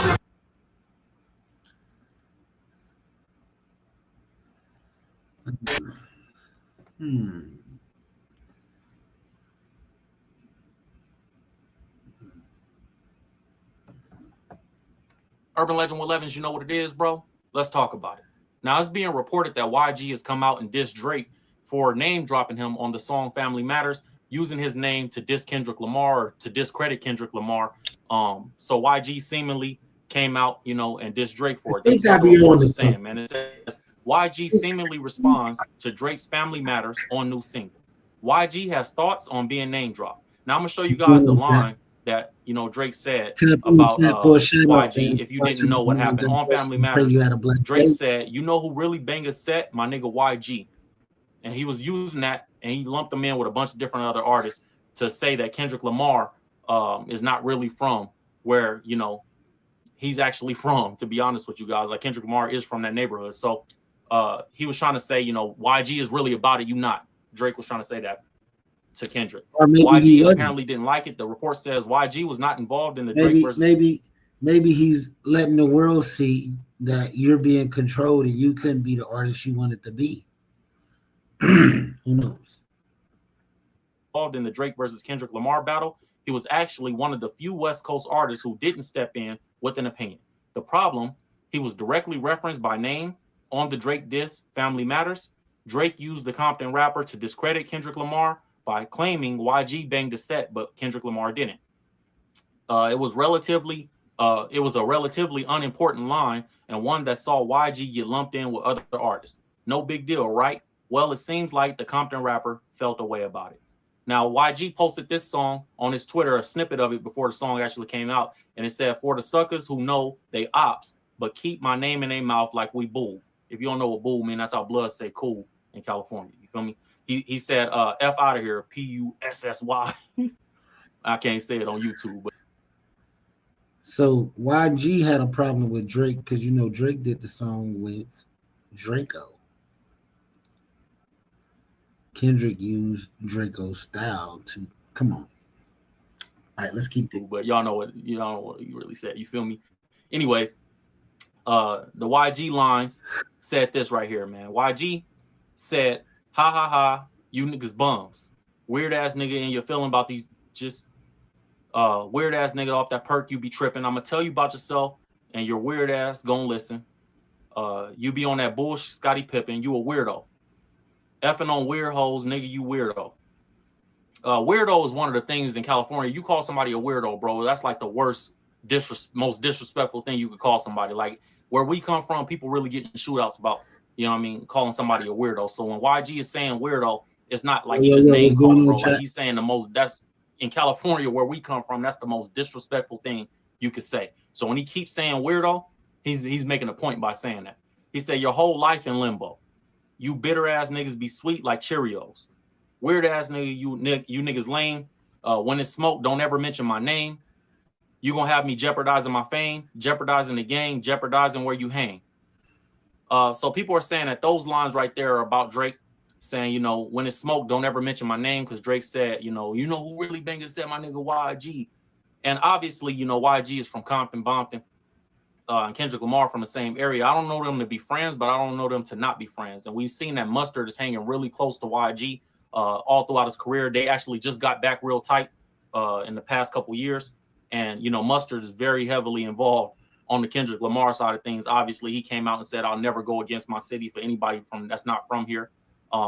So Mustard and YG are close. I'm sure they having conversations about the Kendrick Drake thing. And we know, you know, I don't know if Kendrick and YG are directly friends, but obviously they have friends, you know, between the mutual friends.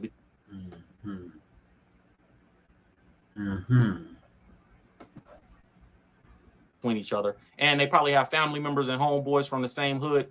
You know, YG is not from the same hood as Kendrick Lamar, but it's all the same, you know, rag. It's all the same. They all up under that Paru car. So I think that, you know, YG probably just didn't like, bro, I was trying to stay silent out of respect for the business relationship that we had. And, you know, if you YG and Drake, but why would you say my name like that? And I think Drake used that as a tactic because he's seen it work with Meek Mill, the Meek Mill situation. He saw when he called out AR Ab's name back then, that AR Ab kind of flipped on Meek. And he probably thought that, you know, all these dudes is probably just the same. He don't really know the hood culture in California like that. So he probably thought like everybody from the... He didn't think, he just wanted to see.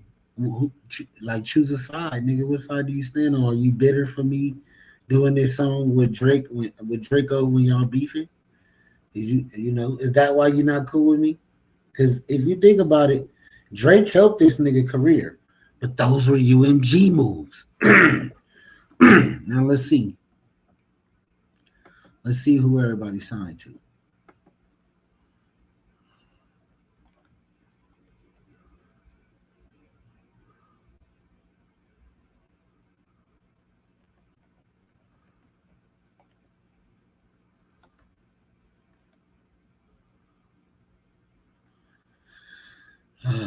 Yep, big hit YG UMG. Yep. UMG, Universal Music Group. YG interested, license music, YG.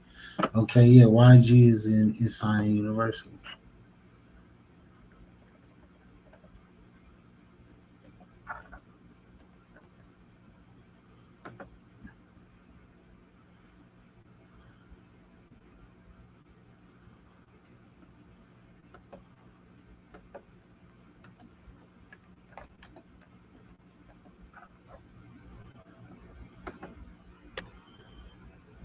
CT World, Def Jam, Interscope, Epic, Pushes Inc., BMG Rights Management. He signed a record deal contract with different in 2009. What about in 2025? Who's distributing his music?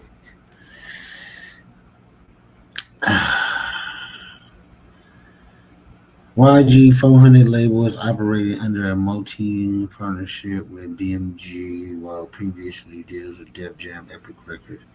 Share with BMG Center chapter. Okay, who owns them labels? Who owns Def Jam?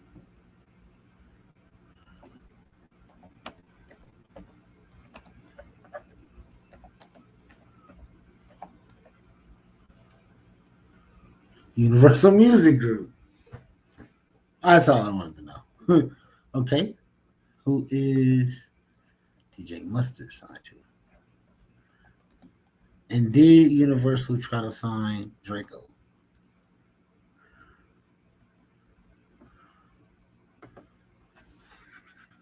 Rock Nation, Interscope, Republic, Pushes Inc., BMG, same shit. Thump Records, Mustard signed a Republic Records and Rock Nation to release his debut studio album 10 Summers 2014. Okay, Rock Nation is under UMG. We know that.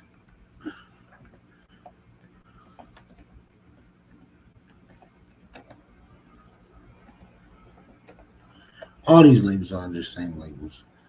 Rock Nation, UMG.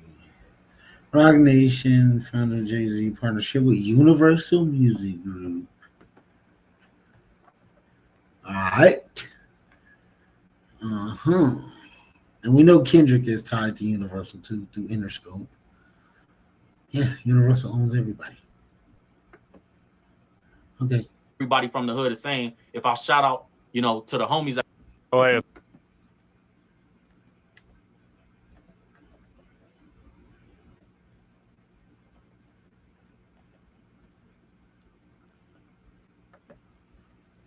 Let's see what pops up about Universal.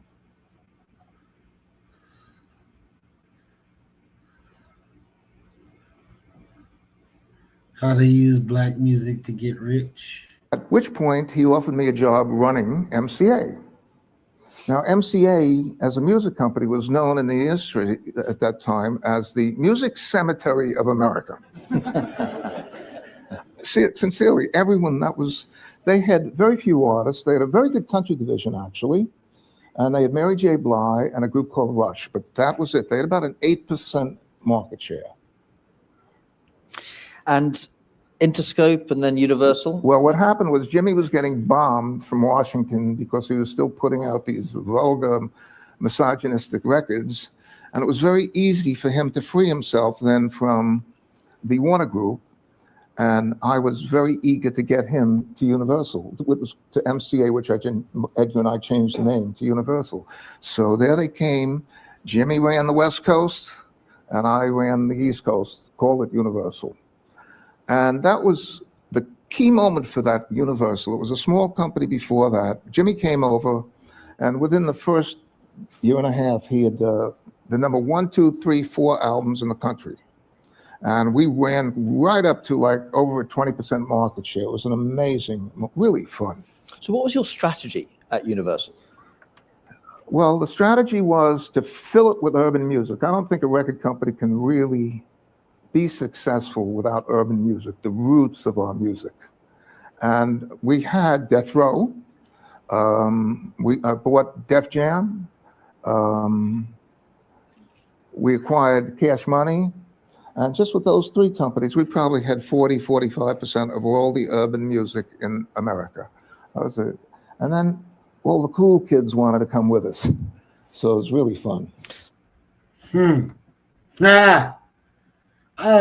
not slowing back. See, I mean, it's interesting hearing that because it strikes me that you must have thought about a particular culture, about generating a particular culture at an organization like Universal. Can you talk us through what culture you tried to bring in? Well, by culture, for me, getting that urban music was cultural, but I had my own culture about how I ran these companies and have continued to do this through my whole career.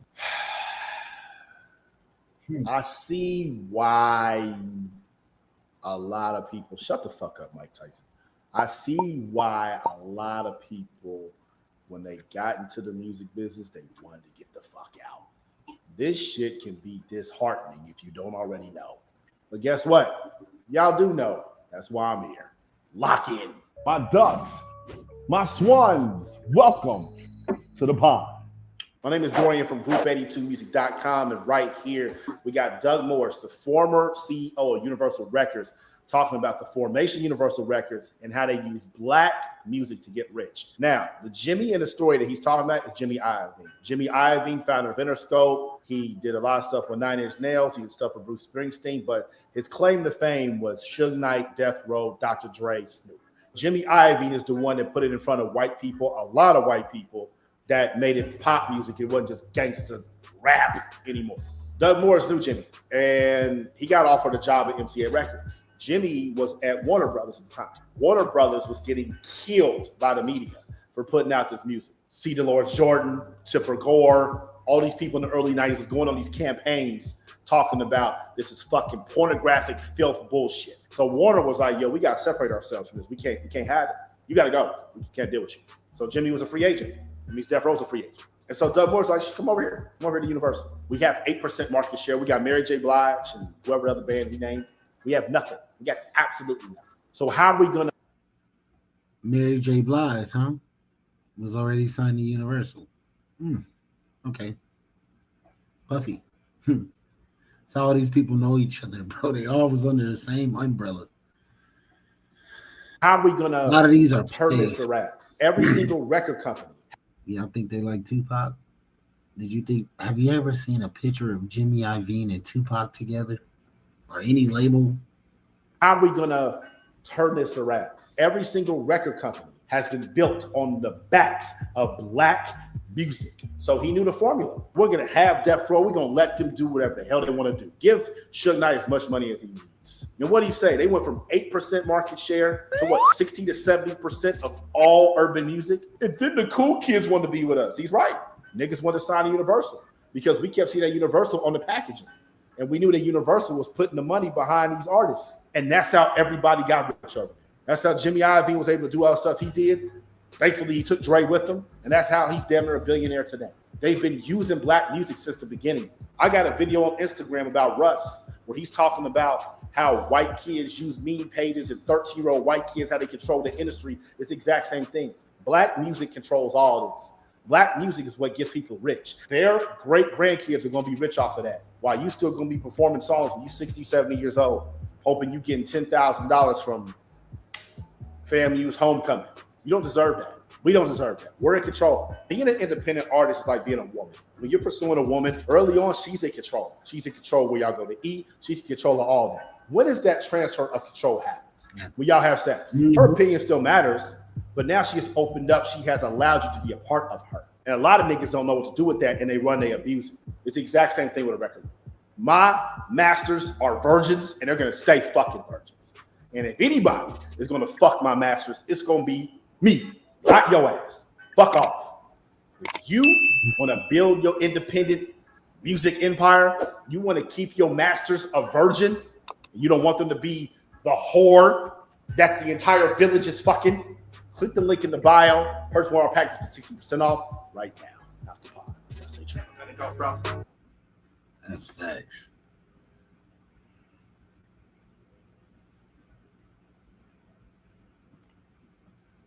artist platforms. No, this is not an exaggeration, okay? They've been doing this, and now this idea of Universal becoming a monopoly is real. Right now, their market presence just for the US is about 42% as far as the music catalog that they own, the revenue streams that they're taking up. And the fact that they're now starting to encroach on independent artist platforms and spaces, I'm really nervous. They're doing things like suing other competitors in the music business, and they're developing competing AI. And now what we're finding out is that 4 months ago, we had heard the news that Universal was in the process of acquiring Downtown. If you guys remember, Downtown Music Holdings is a company that is the parent to CD Baby, right? Music distributor, Song Trust, right? These companies that service independent artists and are basically controlling your royalties. So I go, that means a major record label is now in charge of the collection and payment of your royalties. So about 4 months ago when we covered this, it was $775 million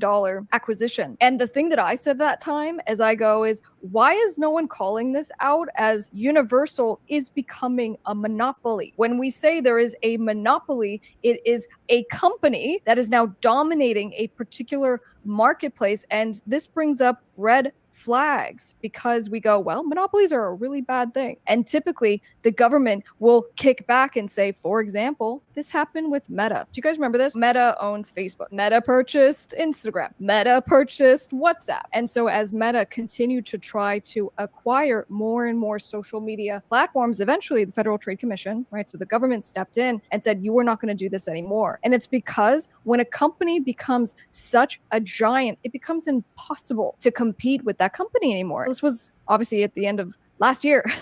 And I go, why is no one calling out Universal for what it is doing? Because it is not only truly becoming a monopoly in the music market, but once it controls the music business in that it owns the music catalog, but eventually, and that's what's happening right now, eventually it is going to acquire the infrastructure that we all rely on as independent artists. So now we are at the mercy of a corporation in order to even distribute our music. So why does this matter? Okay, so going back to the Downtown deal, this still hasn't gone through, and it's because it's being scrutinized. Now, here's the new thing that just happened. So in the European Union, we have finally someone looking at this. It's not the US just yet, but nonetheless, we have someone in Europe's market being like, you know what, this is concerning. Now, it's not a problem yet, because I guess here's the threshold, right? So for the US Federal Trade Commission to consider a company to be a monopoly, you have to hit this 50% threshold. And then it becomes a red flag. And now the Federal Trade Commission will step in and try to stop a company from continuing to acquire all of its. That's crazy.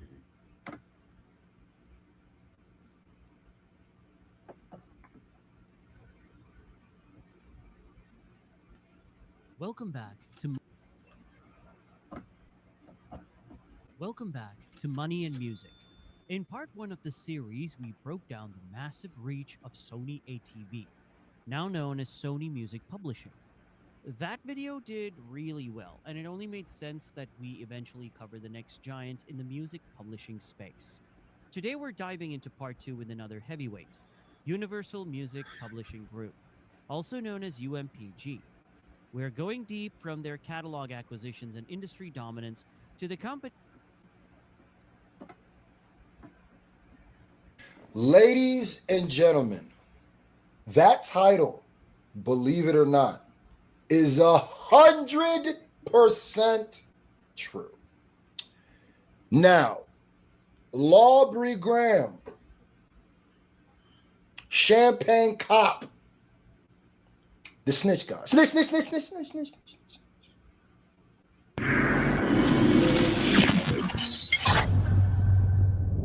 Well, we talked about Jim Jones earlier. He did an interview, and they talked about Drake suing Universal. And he actually thinks it's a good thing, because he's like, look, Drake isn't suing Kendrick. He's suing the big company. Everyone was happy when Tracy Morgan sued Walmart and got a big bag. Why won't we be happy for Drake? I didn't actually see his interview. Yeah, that's what he said, basically. So what's the question? Well, what do you think? Are you happy that Drake is suing Universal? Or do you feel like... Am I happy? I'm not happy either way about that, because they ain't got nothing to do with me. But for the sake of the battle, I just think it feels funny because it's like, damn, homie, you lost the battle, now you want to sue. But I understand why. The reason why he's suing, I believe, is because it's the narrative of him being a pedophile. It's like, come on, my nigga, y'all gonna let this dude call me a pedophile? I've never been accused, arrested, tried, or convicted of being a pedophile, but yet y'all allowed this to be on major platforms. Y'all allowed this, you understand? So I kind of understand where he's going with it when it comes to that, because the suit is about, I guess from his eyes or his point of view, it's about that narrative being able to live and be pushed. I don't think I would have done it. Yeah, but it's not like he told the truth about Kendrick in all the response songs either. Right. He said that one of Kendrick's kids isn't actually his. Right. Which I'm not saying it's exactly as bad as being called a pedophile, but it's pretty bad. Right, but I think in his mind, I think his point of view is, and I'm guessing, I don't know, I ain't got a dog in the fight, but I'm guessing that he's saying, y'all use resources to push this. It's a difference when you just throw out a record, and there's a difference when the record is prioritized and it's pushed. We know that. So you're using resources to actually propel the record to a place that it can't ever come down. Well, which is done with every record they believe in 100%. Universal, including his own records. 1,000%. But that record is exactly what he's saying. So it's like you could be two things can be true at the same time, right? So it's like it's a hit record, but at the same time he said you're calling you a pedophile. And UMG got behind the record and used resources and prioritized the record and pushed it to a place that it is, you know, one of the greatest songs to come out in the last couple years.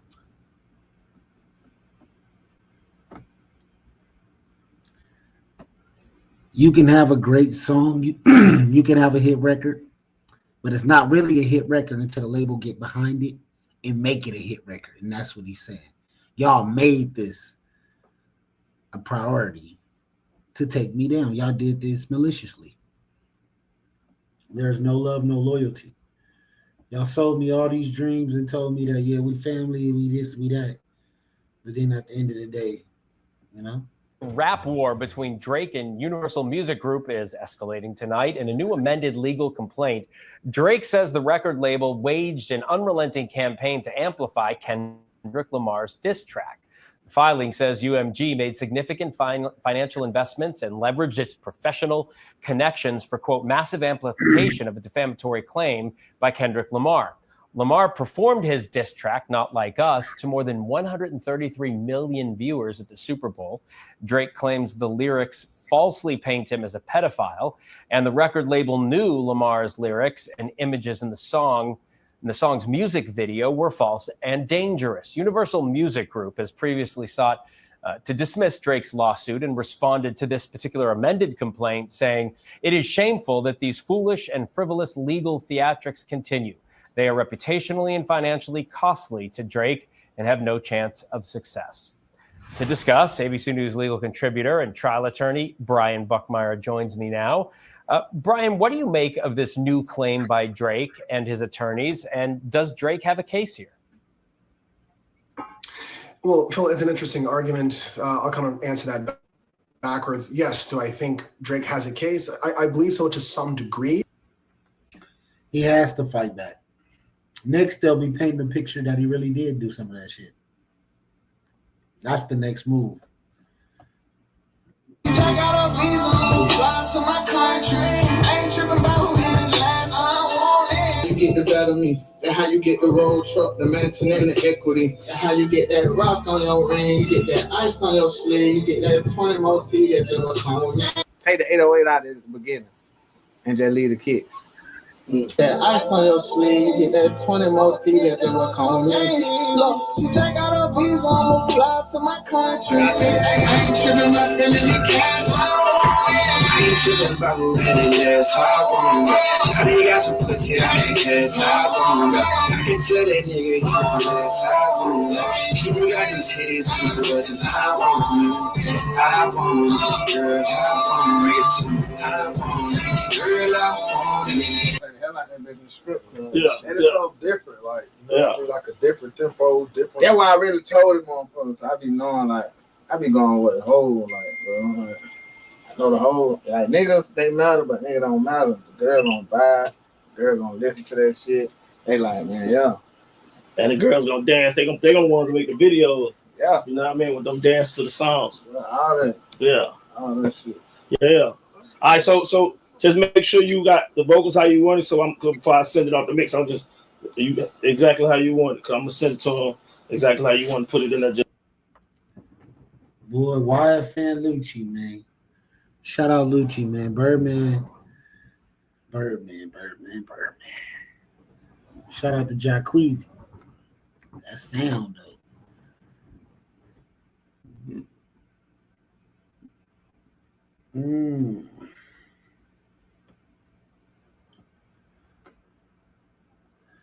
We've been live for a minute.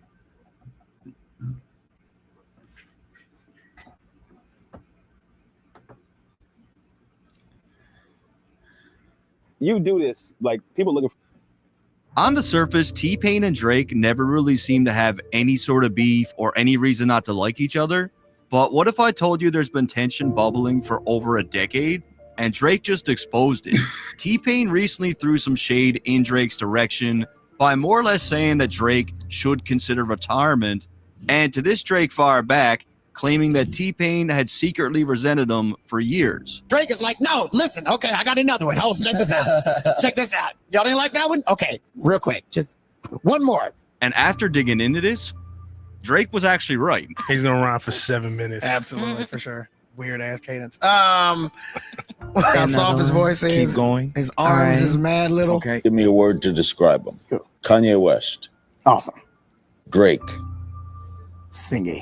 But I don't think it's cool when it's like T-Pain shouldn't be rapping and singing, and then it's cool for Drake to do it. And honestly, just based off my own judgment of character, T-Pain has always seemed like a genuine. Who was T-Pain signed to? Was it UMG? The UMG, y'all gotta think T-Pain was the GOAT.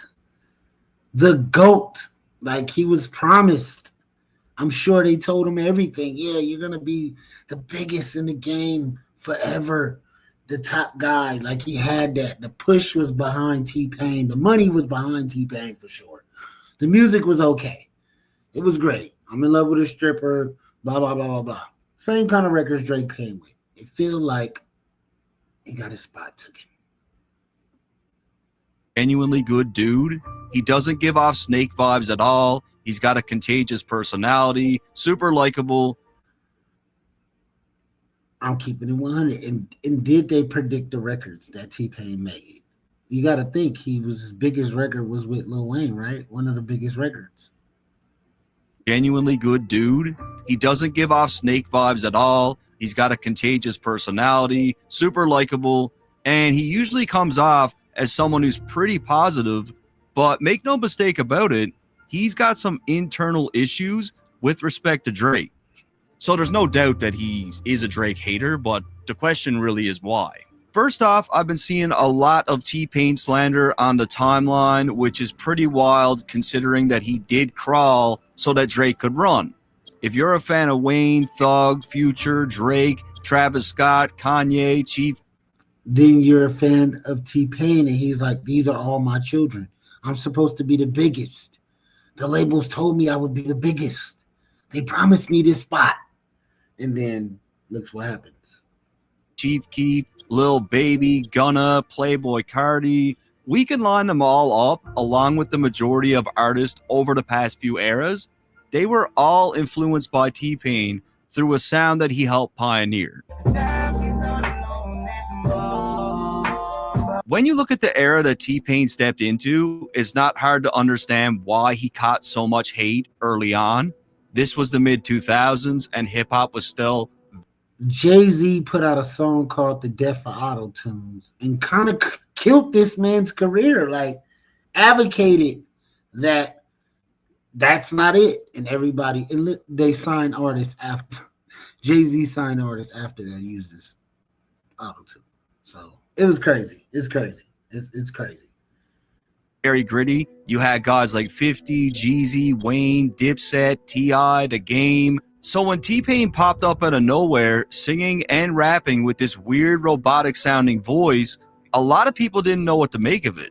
Many looked at autotune as a gimmick, and they saw it as a cheat code for people who couldn't. Now I got auto-tune in my mixer. It comes automatically. Couldn't actually sing. Would we have auto-tune in a mixer if it wasn't for T-Pain? Couldn't actually sing. And because T-Pain was doing both, he was pretty much getting triple the hate as he got backlash from rap, R&B, and even pop. A lot of you will probably remember that there was a narrative going around that T-Pain couldn't even sing, like he had no talent. I even found some old comments from during that era that echoed the exact same sentiment. Check out anything by T-Pain, it's nothing but uncreative noise. T-Pain has been open up to the complete accurate accusation that he can't actually. So we should say the same thing about Young Thug. We should say the same thing about Dirk. We should say the same thing about any of you niggas who put auto-tunes on in mumble rap. I just watched Lil Baby do some real whack-ass shit and has a whole fan base. None of them niggas got talent, if that's the case. Actually sing. Allegedly. Actually sing.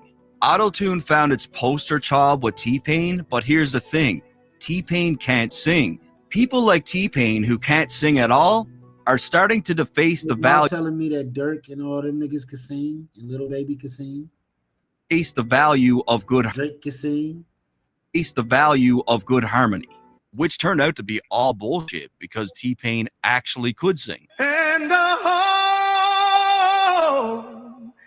Even on his debut album, T-Pain was already showcasing really early on that he could actually sing without auto-tune, but the masses didn't get the message. You would hold me down when things got poppin'.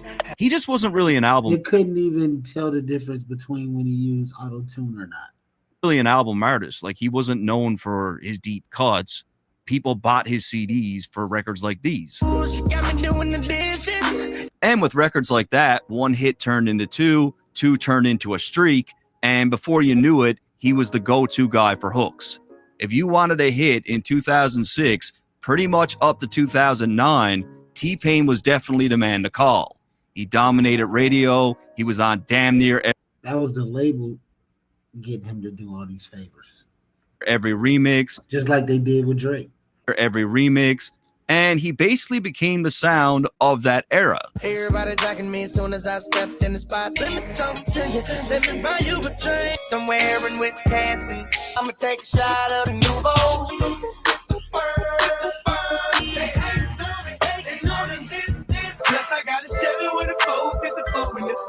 All the up-and-coming artists that they needed to push. And if you feel me, put your including Drake. And if you feel me, put your hands up. Ooh. The craziest part about Ace Hood, DJ Khaled, everybody. They all was universal.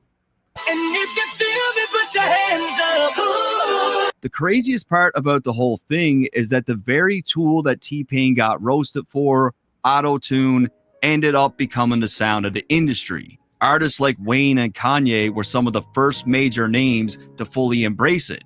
In fact, T-Pain literally sat down with Kanye and even taught him how to use it. And you can't do this, and you don't do that. The cold story ever told. And even when Kanye and Wayne first started using auto-tune, like, they got a bunch of hate too. I heard the single for Heartless. He's not going to drop a whole album with this already overused auto-tune bullshit, is he? The answer is yes. That's exactly what he did.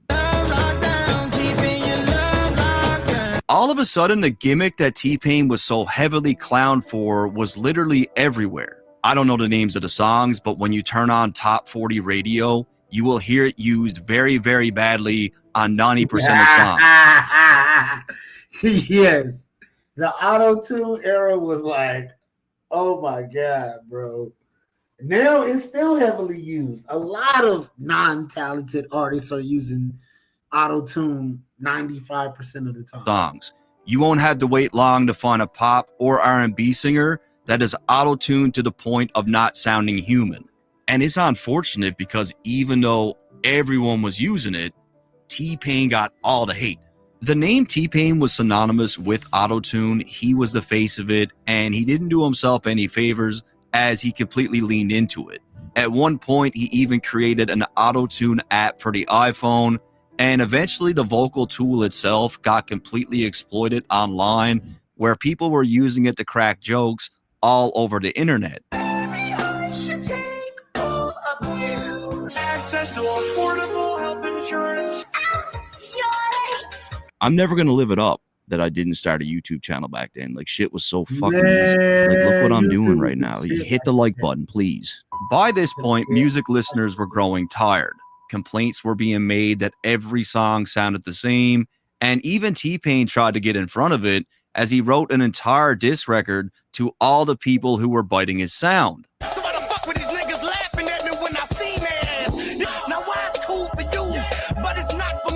So he's even saying here, right? Like, why are these guys able to do it, but I keep getting hate for the same thing?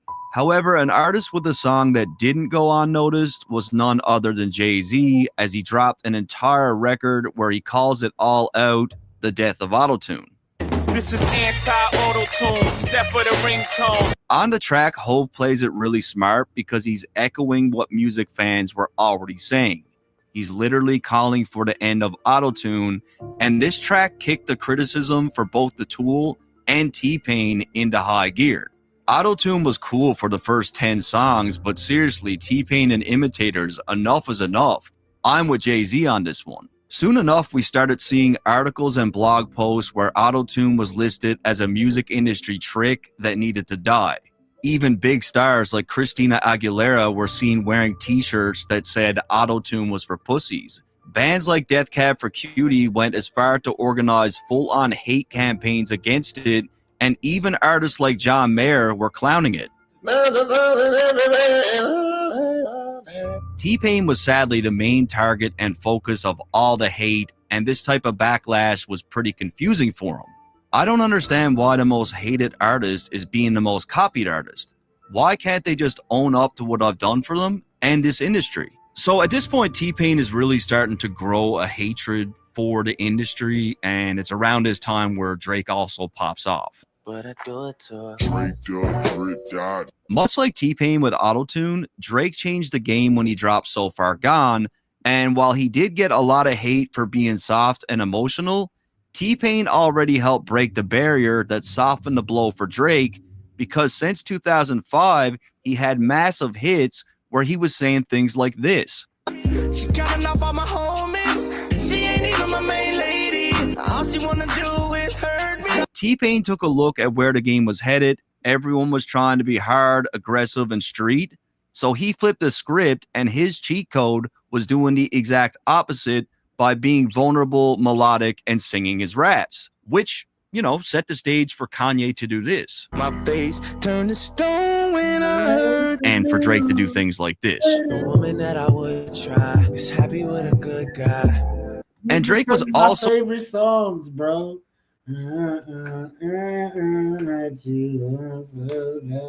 Like all that trying to be tough, hard ass music all the time, bro. Everybody is not tough and hard all the fucking time. Niggas is not walking around with that Glock dookie on them all the time. also a rapper that sang, but he was widely praised for being talented at both, while T-Pain never got that same respect as a rapper because he was boxed in as just the auto-tune guy. See, I don't really sing. See, I'm a rapper. Really? Yeah. See, that's why I'm not a Chris Brown or a R. Kelly. I'm a rapper. This is what I represent. Teddy Pendergrass down. Hustle look like Larry Flint. So he can actually rap, right? But we didn't get to hear it because rapping didn't pay his bills. It was the auto-tune joints that got him paid. So there's no denying that Drake took influence from Kanye's 808s, which took influence from T-Pain, but in many ways he did it better because he wasn't overly heavy on auto-tune and he was actually rapping. Spending nights in the studio trying to beat Hova, be in the throne instead of being your own beloved. Soon enough, people like Jay-Z, who really delivered a blow to T-Pain's career, started to co-sign Drake. Huge artists that T-Pain really helped, like Kanye and Wayne, were the first to jump on the Drake train, with Wayne even signing him. I can honestly say that I'm surrounded by some of the greatest people that have been preserving hip hop. And they like, what? He's like, wait. But see, that's how the game is. Drake is getting that same energy right now, and he feels the same way as you, T-Pain. You know, like Kanye, like Wayne, like Jay. After So Far Gone, Drake was looked at as a revolutionary artist, and T-Pain didn't get the credit for laying the groundwork. In fact, I can't find a single interview where Drake truly credits T-Pain's influence, and what's even worse, nobody seems to ever bring T-Pain up. In these interviews, T-Pain is not being brought up. Kanye is, but no one brings up T-Pain. Aside from this one reference on his song Fear from So Far Gone, I can't even find a single example where Drake claimed that he was even a fan of T-Pain's music. The one and only time where I could find that Drake ever mentioned T-Pain was after a New York Times article came out titled "Rappers Are Singers Now, Thank Drake," and people on Twitter were absolutely outraged because they felt people like T-Pain deserved those flowers. So when Elliot Wilson brought the article up, Drake finally mentioned them. John Caramanica wrote an article about you set a blueprint for the newer generation to come, and everybody on Twitter went crazy. But it wasn't saying that rappers hadn't sang before you. But there's a lot of people who contributed to that thing. Like there's people who inspired me. Obviously 50 Cent. You had T-Pain and Wayne doing their style of things, which was huge. So while T-Pain did usher in this new sound of melodic auto-tune with rapping and singing, it wasn't until Kanye took the style and did what he did where Drake directly became inspired by it. T-Pain was pretty much like the sketch, whereas Kanye was like the painting, and Drake fell in love with the painting. He was inspired by the painting, right? It's like saying that your favorite food is pizza, but we're not gonna act like 808s and Heartbreaks didn't change the fucking game. 808s and Heartbreaks changed the game, bro. When Kanye did that shit was super dope because every artist couldn't do it. And he broke into different genres. They labeled it as pop. They didn't know where to put it at. You didn't give Brett a shout out. You know what I mean? It was also around this time where T-Pain's singles started to miss. Take Your Shirt Off peaked at number 80, Reverse Cowgirl number 75, and as far as making hits as a solo artist, the motion largely stopped. Then in the features department, things also slowed down. Outside of Blame It with Jamie Foxx, it was clear that the T-Pain stimulus package was definitely ramping down, and he caught that record with DJ Khaled. That was huge. All I do is win, no matter what. And while T-Pain's numbers continued to decline, the New Kid in Town was dominating as a featured artist on the rap and R&B charts. Say Something was number 1, right above it number 4, Aston Martin Music number 2, What's My Name number 2, Fall For Your Type number 1, Moment For Life number 1. And if you look at who Drake is doing these features for, a lot are with artists that T-Pain delivered big hits with. Facts. All under that UMG umbrella. I'm on you, UMG. We still there. We see people like Ross, Jamie Foxx, Lil Wayne, DJ Khaled.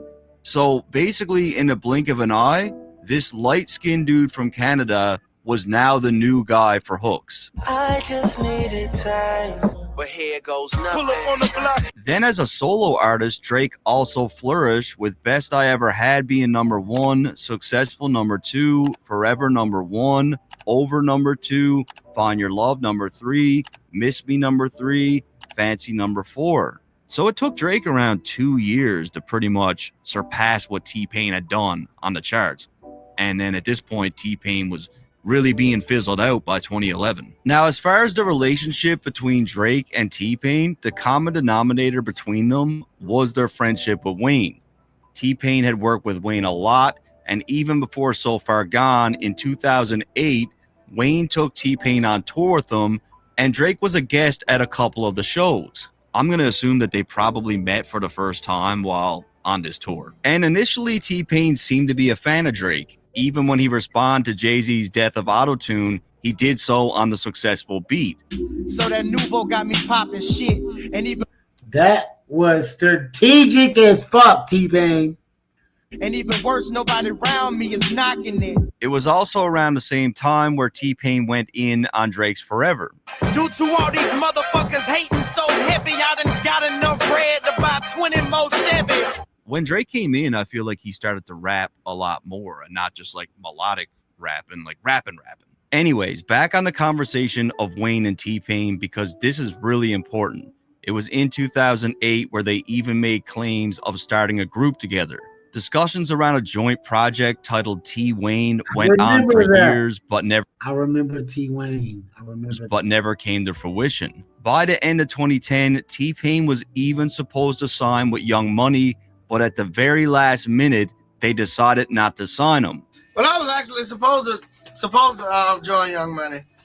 You know, baby UMG. Baby Wayne and Slim got together, they talked, and they don't want to sign you because you're like a liability and you drink too much. Sometimes you make a fool of yourself. T-Pain was really excited to sign this deal. He even had a chain made. This is a T-Pain's about to sign. He's about to sign to Young Money. You better after doing this. Young Money claimed that T-Pain was a liability because he drank too much, which seems to be the biggest cop-out ever, considering Wayne was an absolute mess.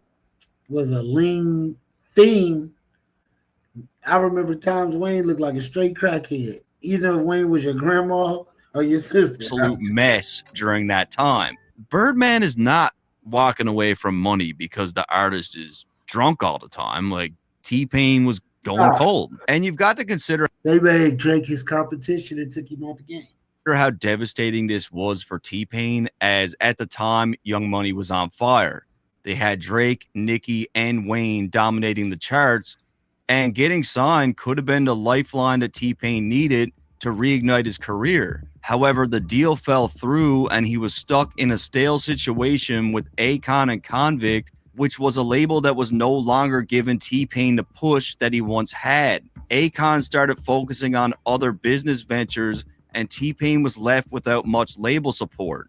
When he dropped his next album in 2011, it only sold 35,000 units in its first week, which was nearly 5 times less than his album 3 years prior, which sold 168K. While all this is going on, he's seeing Young Money flourish. The Carter 4 sold almost 1 million copies in its first week. Drake's Take Care did 631K, and Nicki did 375. This missed opportunity with Young Money wasn't just like a business deal that didn't go through. This was like the nail in the coffin for T-Pain's commercial career. Speaking on that 2011 album, one of the things that held back its release was a feature from Drake, as T-Pain took to Twitter and said the following: "By the way, the song with Drake on it is the next single as well. So that's why I haven't dropped a new single yet. Just letting you know." Look, I need people to understand that a Drake single in 2011 for a T-Pain album, this could have drastically helped his album. It definitely would have helped. And it was years later where T-Pain spoke on this collaboration. I wanted Drake to get on 5 o'clock in the morning, my record. I drove from Atlanta to Toronto. Chilled with him for like 3 days. Nice. I did 4 records for his album. He did 0 records for mine. And it turns out that T-Pain wasn't lying, as he did have backup vocals on The Real Her, which was something that producer T-Minus spoke about. A lot of people don't ever notice it, but T-Pain is kind of a ghost on the record. He's in the background singing low melodies. I was blown away watching Drake direct T-Pain and telling him what to write about. I really saw his intelligence as a songwriter. Okay, so scratch this out. I don't like that. But this, yeah, I do like that. Yeah, take it up an octave. Up an octave. Did anyone tell him we're not doing like the heavy auto-tune shit for the album? Now, from T-Pain's perspective, this definitely sucks, and I could see why he would be pissed off that Drake didn't come through. But when you look at the timeline, The Real Her is one of my favorite songs. And everything seems to fall into place. T-Pain was supposed to sign with Young Money, does some work with Drake that pretty much didn't get used, and sometime later he's told that he isn't getting signed. So this whole feature thing with Drake, this could have been under the pretense that T-Pain was supposed to be signed to the same label as him.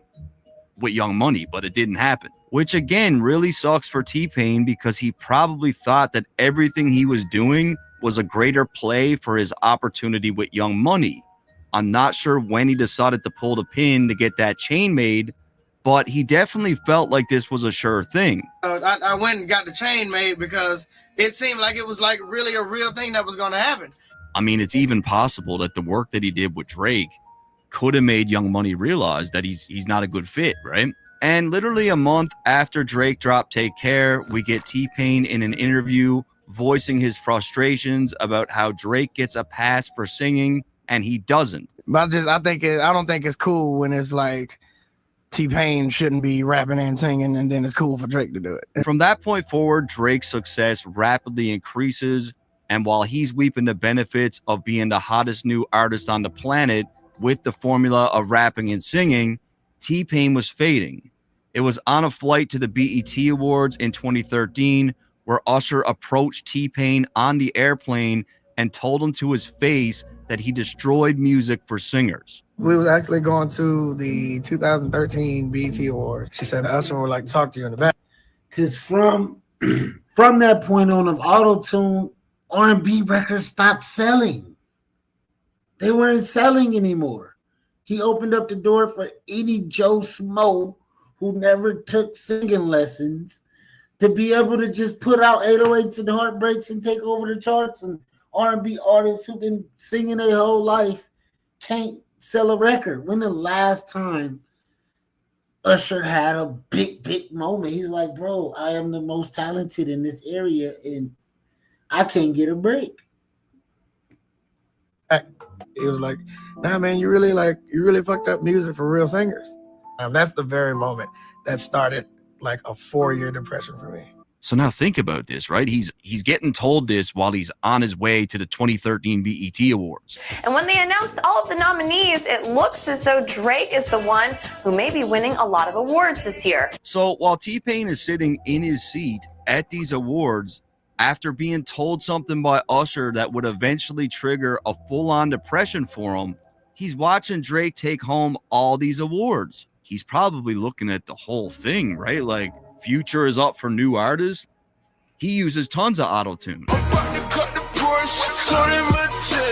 From here, things only went drastically downhill musically for T-Pain.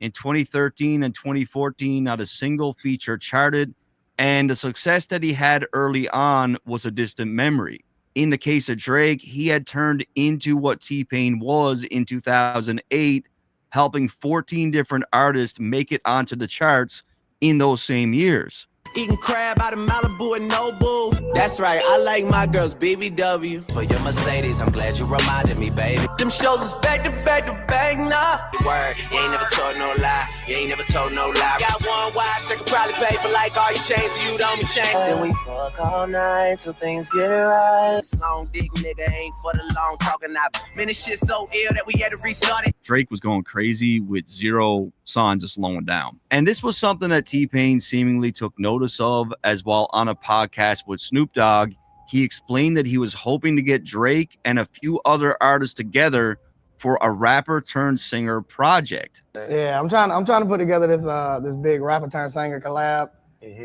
Basically, it'll be me, Andre, CeeLo, Drake.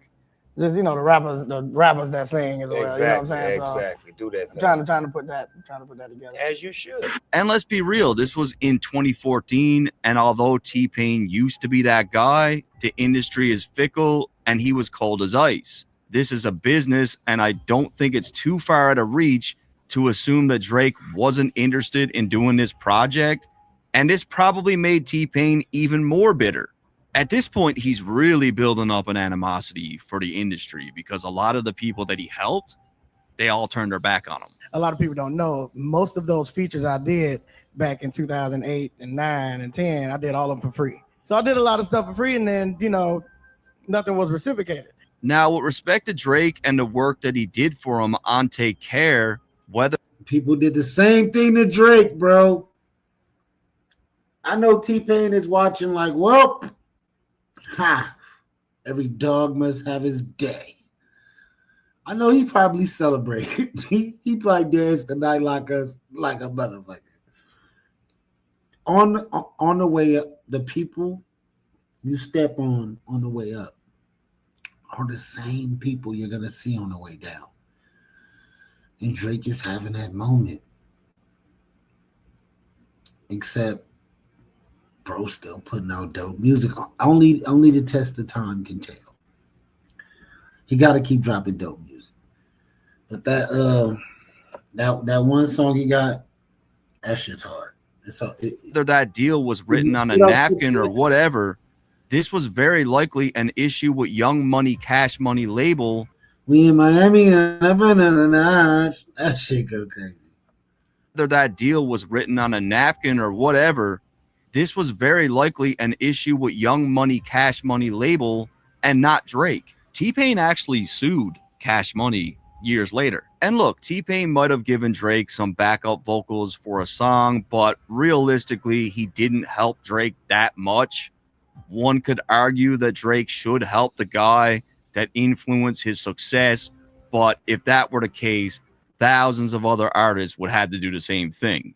Look, the industry has never been fair. It's a business. Then it was just a year later in 2015 where T-Pain would send out another tweet about this Drake collaboration. Drake was supposed to be on 5 o'clock and that didn't happen, so I gave up. So this Drake feature was obviously something that bothered him, and that's understandable. So it seems like T-Pain was really hoping that this Drake collaboration...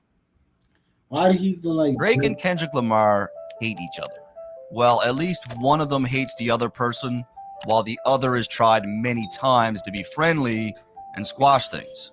One rapper seemed to believe that they were actually friends, while the other looked at their relationship as a business transaction. After 2 weeks of research, it's safe to say that one MC has lost every ounce of respect for the other. You guys really liked my last video where I broke down all the subliminal disses from Drake's new album, so I decided to stick with a similar style. And in my last video, I asked you guys to hit the like button, which is something I don't usually do, but the video did really well, and I don't know if that's why, but just do me a favor and hit that like button again. Thanks. So when it comes to Kendrick and Drake, they weren't always on bad terms. Back in 2011, Drake had already blown up, and Kendrick had yet to release a major debut album. Now, Kendrick was definitely buzzing, but he was far from the star that Drake was. Even back in 2009, Kendrick mentioned Drake on a track where he pretty much admits that he thinks he's better. Man, my girl split the bucket at KFC. She listening to Drake, and all I can say, damn, these niggas that much better than me, baby. So Kendrick identified really early on that the mainstream hip-hop wasn't really his thing. However, on June 16, 2011, Kendrick performed in Toronto for the very first time, and when Drake found out he was in the city, he decided to hit him up so that they could meet. I need y'all to know, this is my first time out here, you dig?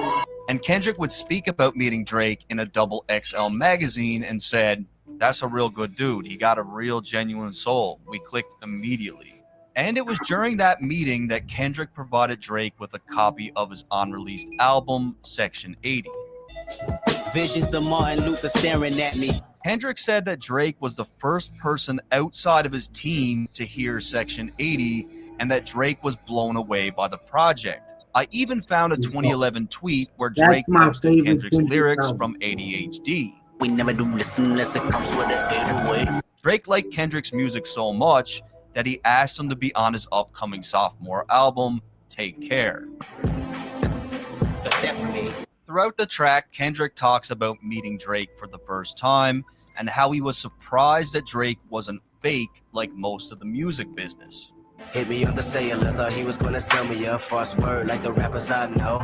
Kendrick outlines how Drake showed him a taste of what being rich and famous actually looked like. Sat down with a few drinks located where you can't see us. A white waitress on standby when we need her.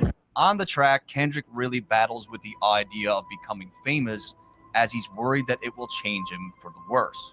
Yeah, like, damn, this next level that I'm going to, will I get caught up in the lifestyle and would that make me or break me? And that was what the whole record was about when I did the interlude. And I mean, even back then, we could see the difference in these two artists where Drake is talking about the Maybachs and his lavish life, and Kendrick is worried about his mental health and his, his relationships, his friendships. Is interesting because just 2 or 3 years later, the dude did get depressed, from just being in the industry. I didn't know you were suffering from depression the way you said you was on the album. Like, Yeah. Did the industry cause that? Not the industry, just the change. And Drake only continues to show Kendrick more love by taking him and A$AP Rocky on his Club Paradise tour. This is my brother A$AP Rocky. This is my brother Kendrick Lamar. I'm on this motherfucking Club Paradise tour, matter of fact. My nigga Drake, TDE, high power in this, you know. And Drake has always claimed to have fought with management to take these guys on tour because his label had other plans. You know, there's people I can put on here that the label wants me to put on here, but I fight for this one reason, man. Like, I fight to promote what I love. You know what I'm saying? I fight to promote the music that I truly love. So Drake would mention this again in 2016 on his track RPM Calabasas. When they told me take an R&B nigga on the road, and I told them no and drew for Kendrick and Rocky. However, Kendrick's superstardom quickly catches up with Drake, as a year later he dropped one of the best hip-hop albums of all time, Good Kid, Mad City.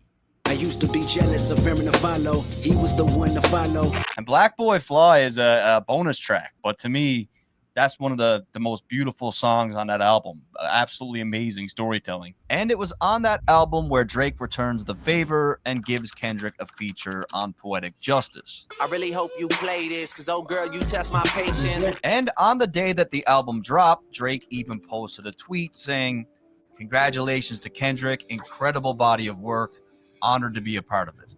However, even at this point, Kendrick and Drake couldn't be more different in terms of how they approach music and life in general. Really, money really don't make me. I'm learning that now.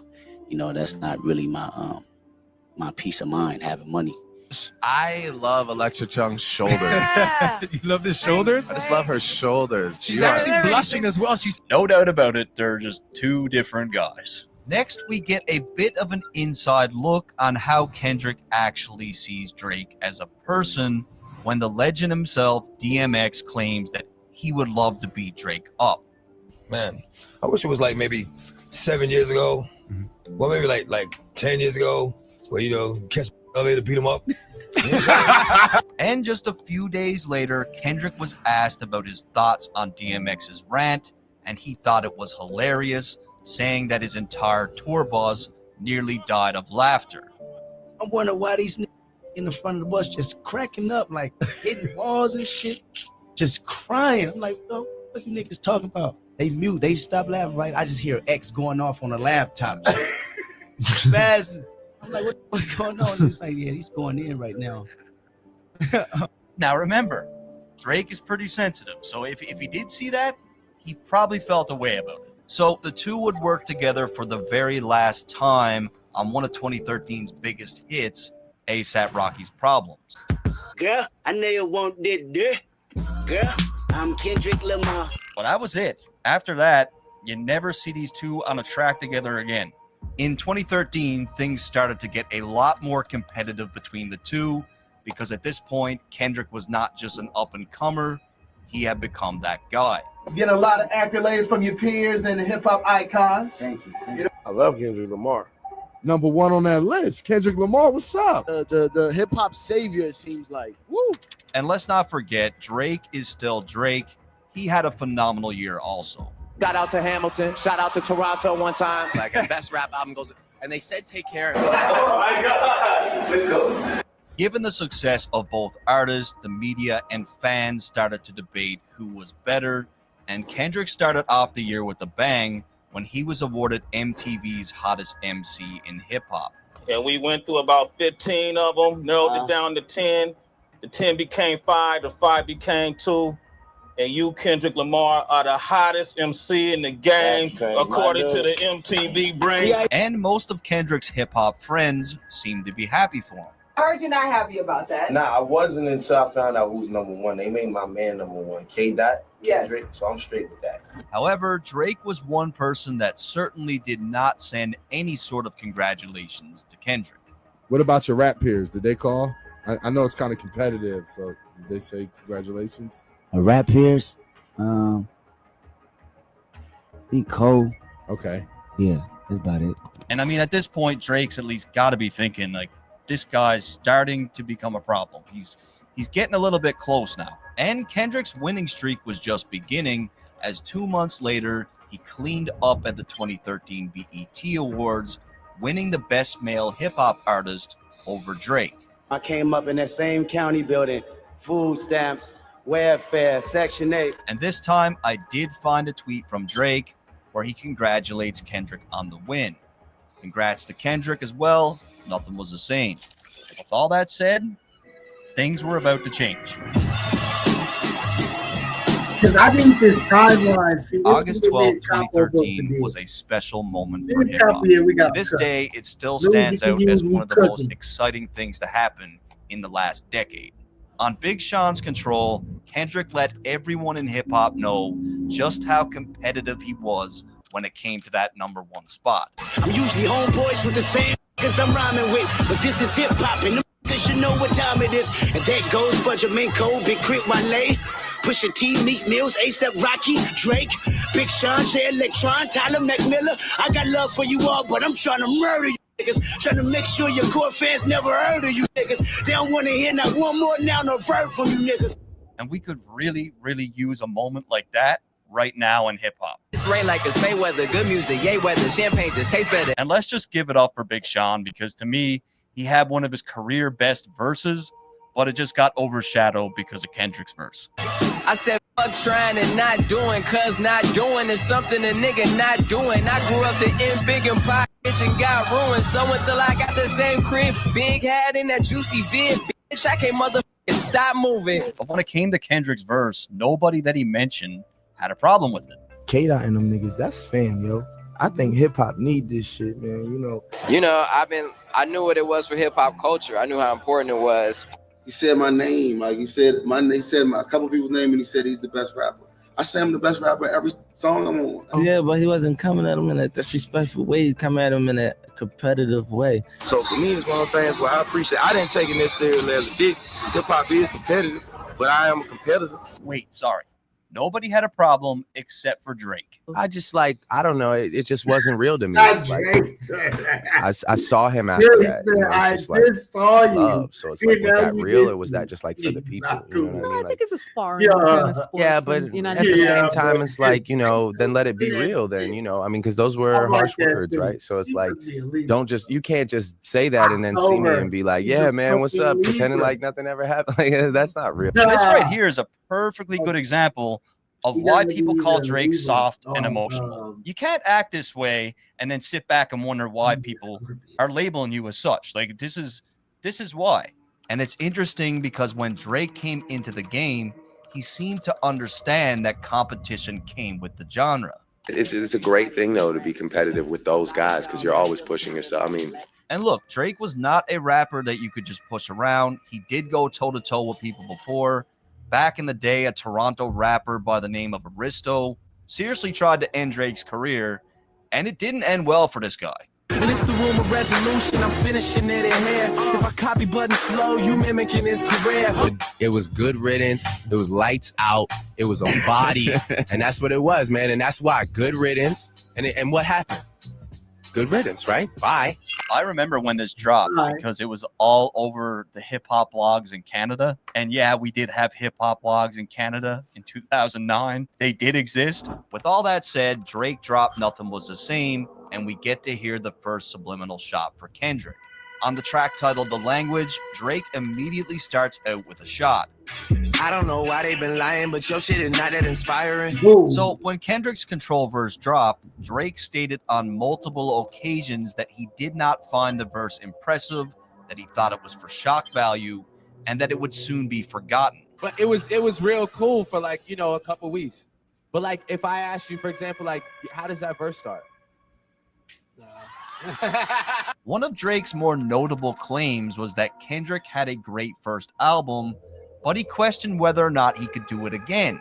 And as far as Kendrick goes, I can't wait to see what he does because now it's time to show and prove. And consistency it's been one album. Consistency is you need more than one album. You know what I'm saying? So it's time to show and prove. And Drake claimed that he was all about putting out memorable bodies of work as opposed to creating moments. When it comes to competition, I'm more worried about consistency. I'm more worried about bodies of work. However, Drake continues to send some more shots. Any nigga that's talking that shit just to get a reaction.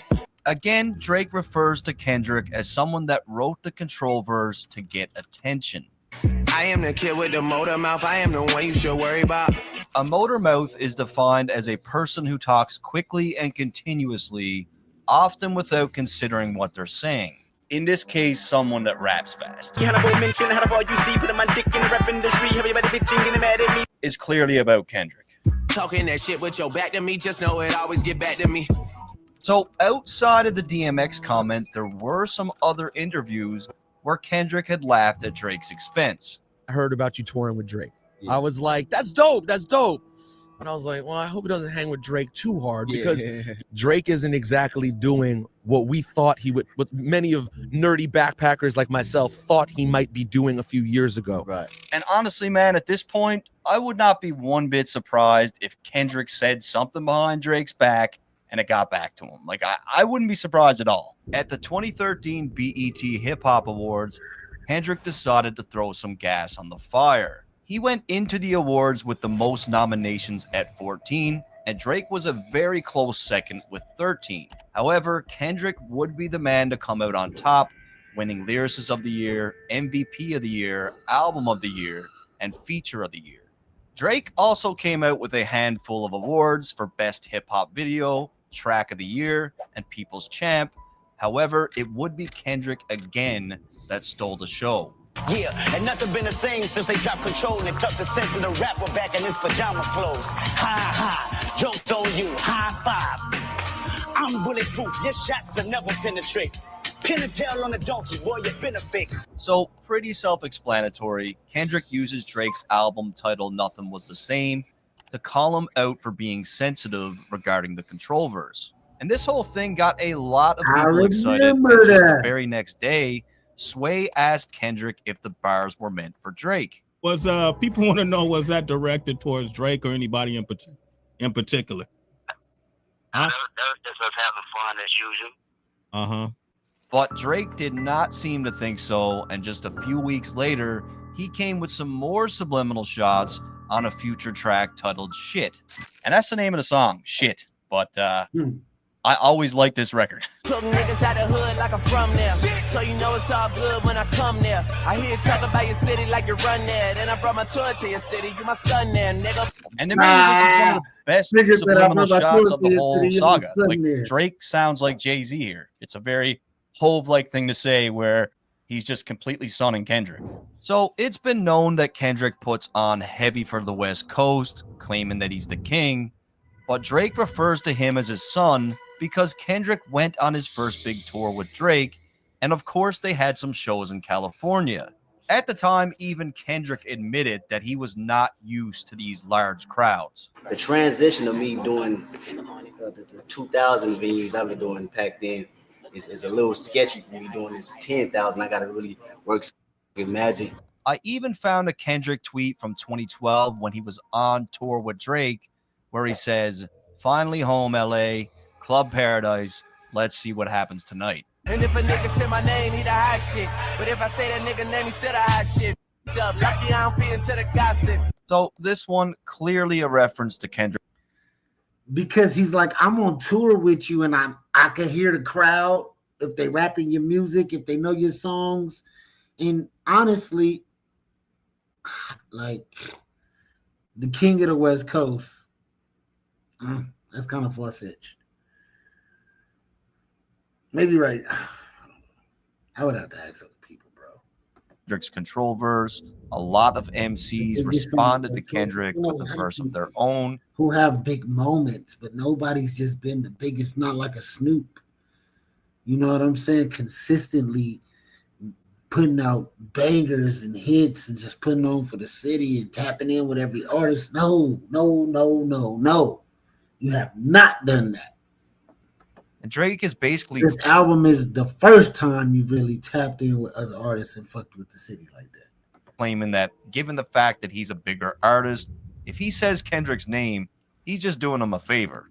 And this next one's not even a diss. I just want to show you guys my favorite line from the song. And niggas ain't got a grill, still ice grill hating. I know you already know Mike Will made it. Just looking at the numbers, nigga, I feel amazing. I'll call Michael Jordan up and Mike will make it. I'm the young rat. You know, he just signed a deal with Jordan. Mike Will made the beat.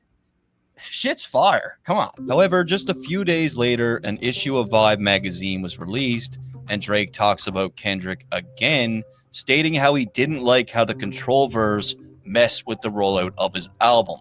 Where it became an issue is that I was rolling out an album while that verse was still bubbling, so my album rollout became about this thing. Drake then continues to position himself as someone that is above anything that Kendrick has to say. He's hungry, so he's going to do what he has to do, like the BET cypher, but again, it's not enough for me to go. I have to realize I'm being baited, and I'm not going to fall. Jordan doesn't have to play pickup to prove that he can play ball. No offense.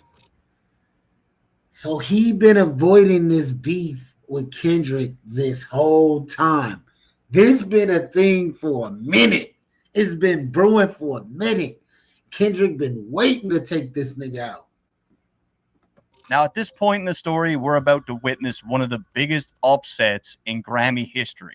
At the 56th Annual Grammy Awards, Kendrick lost the Hip Hop Album of the Year to Macklemore and Ryan Lewis, and rightfully so. People were outraged. Macklemore and Ryan Lewis. All you got to do is look at Pharrell's face, because it says it all.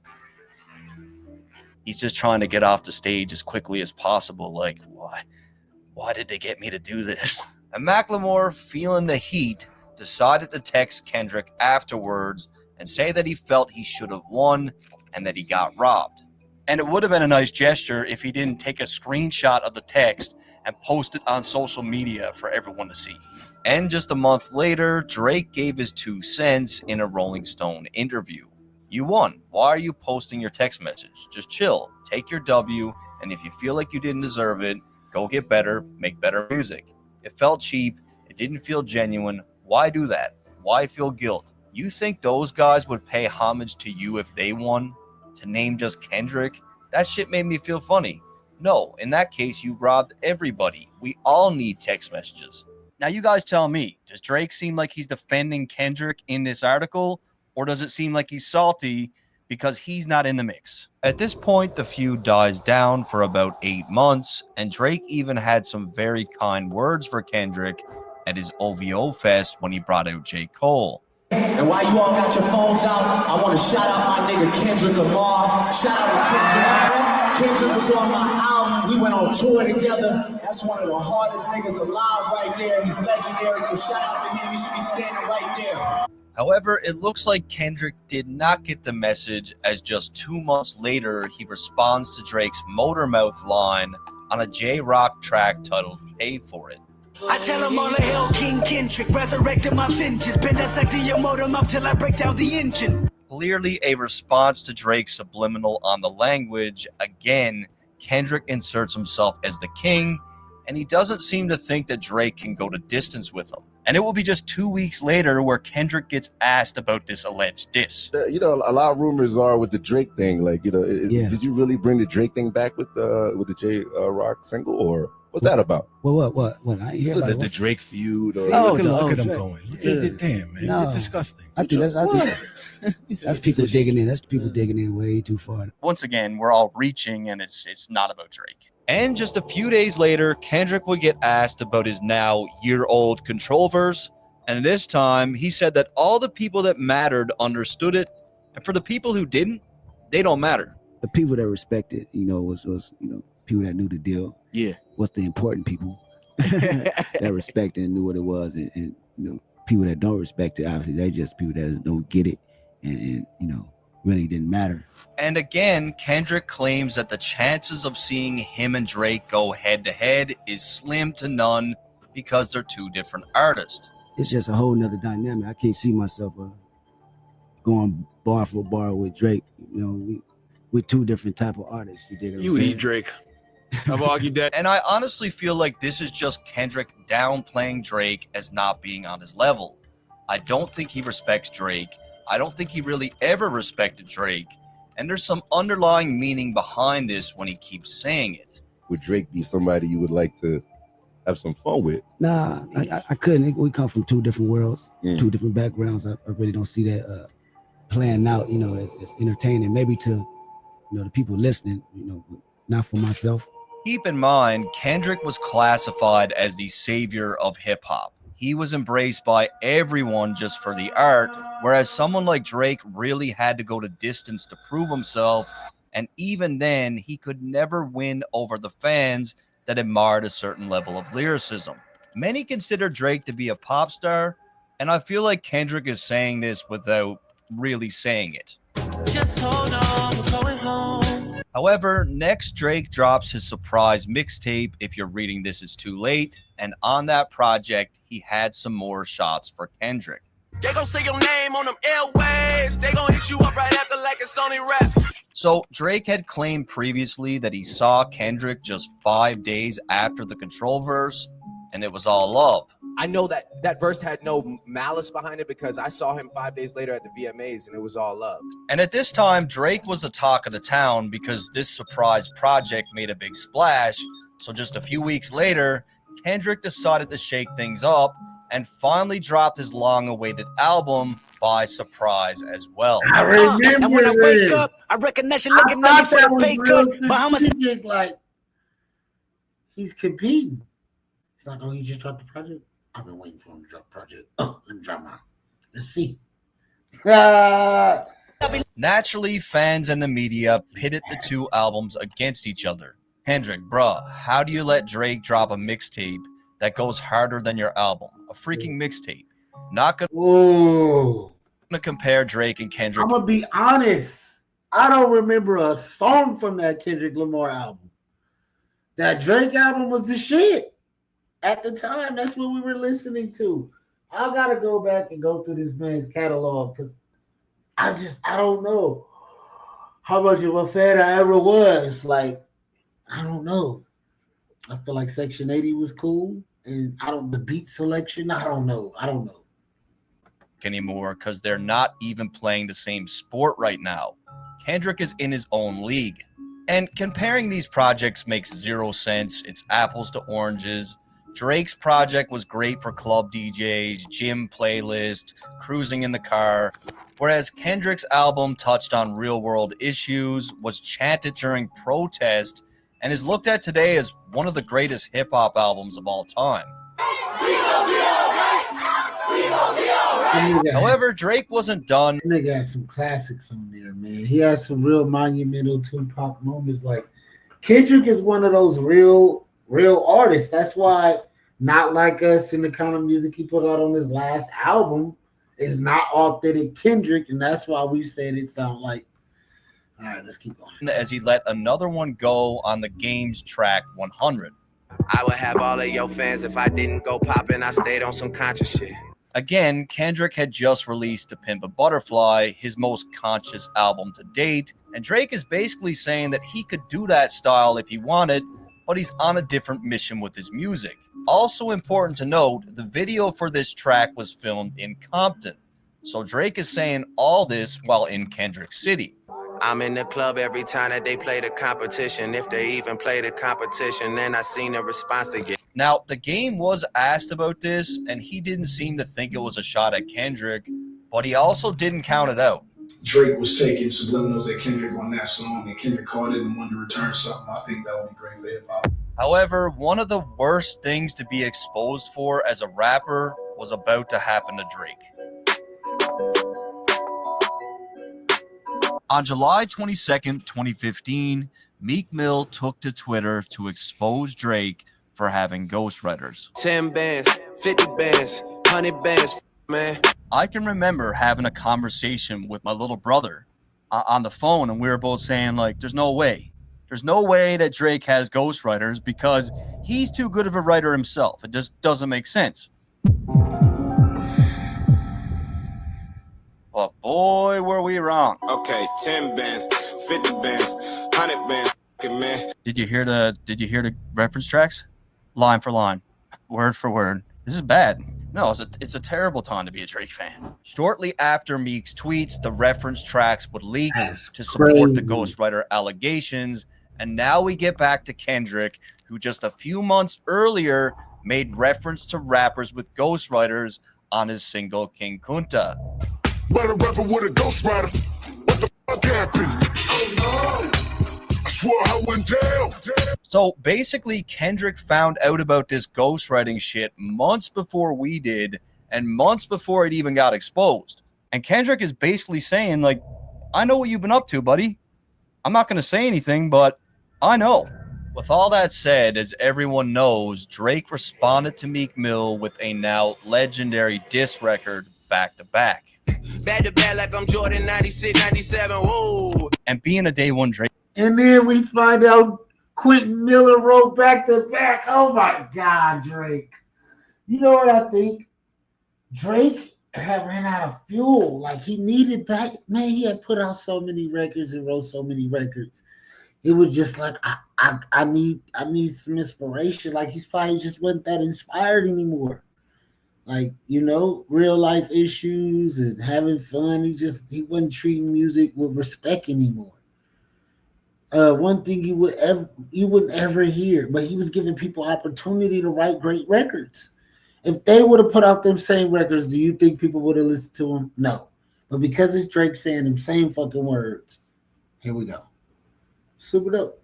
Drake fan. For me personally, I was never more proud of Drake in his whole entire career than when he dropped back to back. The new record, back to back, tough tune.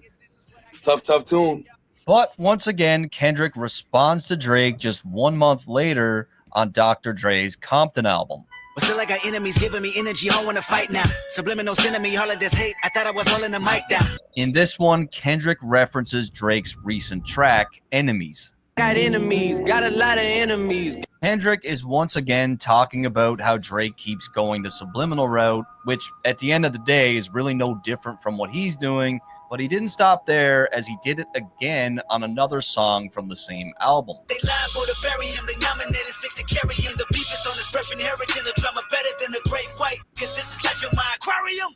The words "they nominated 6 to carry him" could potentially be a Drake reference, given the fact that Toronto is referred to as the Six. And if this is the case, Kendrick is basically saying that everyone seems to think that Drake is his greatest opponent, but that he's a great white and that this is his aquarium, aka he's the king of hip hop. And you ever look back on any and feel like you'd like to change any of the things that you've written, or it'll be me saying I want to go deeper. I should have went deeper. You know, I shouldn't have held back. And at this point, Kendrick finally gets his well-deserved moment at the Grammys, winning 5 awards, but more importantly, he finally clinched the Best Rap Album category with To Pimp a Butterfly. Oh, glory to God, that's for sure. Drake also racked up a bunch of accolades in 2015. If you're reading this, it's too late. Broke Spotify's record for 17.3 million streams in its first week. Hotline Bling had dominated the charts, and his collaborative album with Future also did crazy numbers. And I mean, even at this point, anything Drake touches is going to do numbers. Next, we get some inside information that this situation between Drake and Kendrick could have got really ugly. Former NFL player turned commentator Marcellus Wiley wouldn't say any names, but said that years earlier he interviewed one of the two rappers and they completely went off on the other. The Drake-Kendrick beef, when it was really starting to brew. Yeah. I was on Sports Nation at the time, and we taped the interview with one of the people, and that one person went in on the other person. And we were ready to let this go, but then that one person's team made sure that didn't get out. Marcellus was quoted in a DJ Vlad interview as saying that the person went so hard in this interview that it could have brought the beef to the heights of 50 Cent and Ja Rule. And you got to keep in mind, Marcellus is trying to sell a book, and he claimed that in this book, he would expose everything that was said and who said it. And I bought the book. I spent the $13.99. I didn't read it. I searched it. And here's what he had to say. We even got Drake on tape talking major shit about Kendrick during an interview. Of course, after watching the interview, Drake's publicist wouldn't let us air that tape, but we still got it. Take my word for it. So that's it. That is the big expose. Like, I too was cheated, hoodwinked, bamboozled, and led astray by Marcellus Wiley. Now, we need to take any self-promotion tactics with a grain of salt, but the date surrounding this thing is very interesting. Kendrick drops the Control verse on August 12, 2013. In a Hot 97 interview on September 24th, Drake was very bitter, and the very next day, September 25th, Drake appears on ESPN. And you guys could tell me what you think, but to me, I believe this story. I believe that Drake did this 100%. I personally enjoy making like great music and bodies of work over like being the talk of Twitter for like 5 days, you know. However, in 2016, one man dominated the charts, and that was Drake, smashing record after record, pumping out hit after hit. Views sold 1 million in its first week and went on to become quadruple platinum that year. He had several #1 records such as Work with Rihanna, For Free with DJ Khaled, and One Dance with Wizkid. One Dance actually became Spotify's most streamed song ever, and Spotify also announced that Drake was the most streamed artist of 2016. Basically, in 2016, Drake just dominated. And speaking of For Free by DJ Khaled, Drake actually mentioned Kendrick on that song. Like your boy from Compton said, you know this dick ain't free. Again, this appears to be more of a friendly nod to Kendrick, where Drake is referencing his song, which is also called For Free. This dick ain't free. However, 2017 was about to start, and Kendrick was about to take some of the most direct shots at Drake to date. Tiptoeing around my name, nigga, you lame. And when I get at you, homie, don't you tell me you was just playing. Oh, I was just playing, kid. What's most interesting about this track in particular is the timing of when Kendrick put it out. Drake had just dropped his project More Life, which was mostly a happy-go-lucky summer vibe that contained no shots at Kendrick whatsoever. And just a few days later, Kendrick drops this surprise, aggressive 116-bar track that is full of shots at Drake. We're yelling 1, 2, 3, 4, 5. I am the greatest rapper alive. So damn great, motherfucker, I've died. It's no secret that Drake has claimed to be somewhere on this top 5 list, but more recently on More Life, he claimed that he was #1 on that list. I know I said top 5, but I'm top 2, and I'm not 2, and I got 1. Don't you have 1, but it's not 1, nigga, no. So let me get this straight. Kendrick hears this track, gets the pen out, jumps in the booth, and sends a clear message just a few days after Drake drops that he's the best rapper alive. Ho Jay-Z, Hall of Fame, sit your punk ass down. Drake's been known to draw comparisons between himself and Hove, so it only makes sense that this shot was directed at Drake. I used to want to be on Rockefeller, then I turned into Jay. Lastly, Kendrick ends off the track to surprise fans and warn Drake that he's got a new album coming in a few weeks. You know what time it is, Annie up, this is him forever. Y'all got till April the 7th to get your shit together. Kendrick was really strategic in releasing this track, as it took most of the attention off Drake's project. And to add insult to injury, his fans flocked to Drake's Instagram account and spammed the number 4 in Roman numerals. And Kendrick, true to his word, he drops the album, and he has some more shots for Drake. Niggas wanna flex on me and be in LA for free, huh? Next time they hit the 10 freeway, we need receipt, huh? Kendrick references Drake's track For Free, and although Drake is from Toronto, he's lived in Calabasas since 2012. With that said, Kendrick is more than likely talking about how Drake was in Compton while shooting the video for 100. Kendrick is from Compton, probably didn't like it. Most of y'all throw rocks and try to hide your hand. Just say his name and I promise that you'll see Candyman. At this point, Kendrick is begging Drake to just call him out. He makes a reference to a popular 90s movie, Candyman, where the premise of that movie is if you say Candyman's name 5 times, he'll come kill you. Kendrick is basically saying, if you say my name, your career is dead. And I think Kendrick has something on Drake, something scathing, something that Drake doesn't want to see exposed. We've already seen Drake a couple times now try to dead this thing. There's more coming, but yeah, Kendrick keeps going. And Kendrick seemingly mocks Drake's style of music on his song God. You feel some type of way then? There's nobody going to tell me that he's not mocking Drake here, because Kendrick doesn't usually sound like this. This is Drake. I'm about to glow. Next, we hear Kendrick on Future's smash hit Mask Off, And this one is a very direct response to one of Drake's shots. Platinum. Gotta look at self and ask what happened. How y'all let a conscious nigga go commercial while only making conscious albums? Very clearly a response to Drake's claims on 100 when he claimed that he could take all of Kendrick's fans if he were to pursue the conscious hip-hop lane. And I stayed on some conscious shit.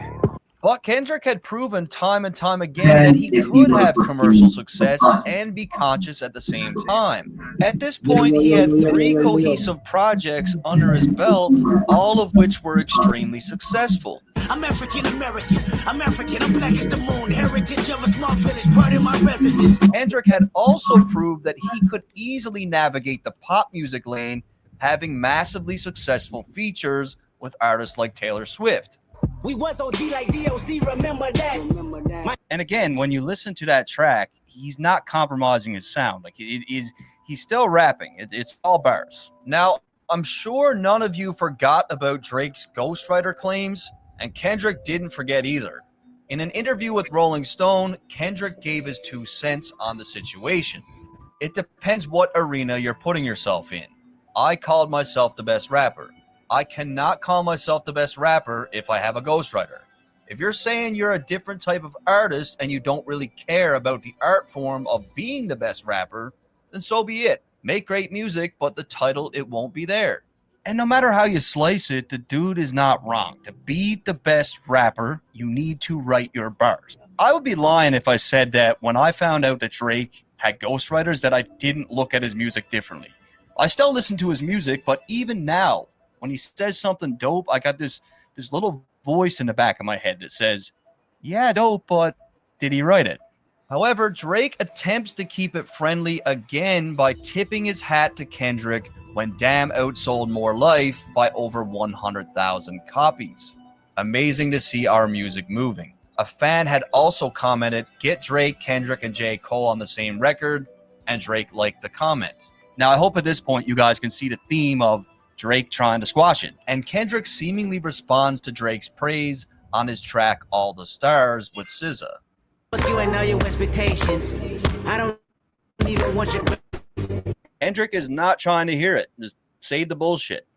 Oh, you important, you the moral to the story. You endorsing motherfucker, I don't even like you. I don't even like you, bro. Like, which is true. However, on the exact same day, Drake drops a track with some of his most obvious shots to date, Diplomatic Immunity. They try to compare us, but like a job straight out of high school, there's no you and I. I taught you everything you know, now you got student pride. Drake does not like the Kendrick comparisons, and he brings it back to when he helped Kendrick with his career early on. What makes this clearly about Kendrick is the No You and I line, which were both tracks from Kendrick's To Pimp a Butterfly. And I love myself. The world is a ghetto. The two would then go head-to-head at the 2018 Billboard Awards. Many questioned who would be crowned as Rapper of the Year, and once again, Kendrick came out drastically ahead. Not your future, not your comfort, not your rep, not your glory, not your heaven, not your angel. And yet again, Drake attempts to be friendly by sharing some old Twitter DMs between himself and Kendrick. Yo, my man, what's the word? Finishing my project, Section 80. When you back in Cali? I know that shit will be incredible. We got to do something for real. I'll be back for BET Awards this month. And this could be one of two things, really. Like, Drake could be saying, look, man, we used to be cool. Like, remember? Can we get back to that? Or he could be just throwing this back in Kendrick's face again, that he's the one that gave him a start. And, like, I put you on, remember? Regardless of the reasoning, Drake still had another subliminal for Kendrick on Sandra's Rose. Bury me and I'll be born again. I walk in godly form amongst the mortal men. Again, Drake makes reference to another track from To Pimp a Butterfly with the words mortal men.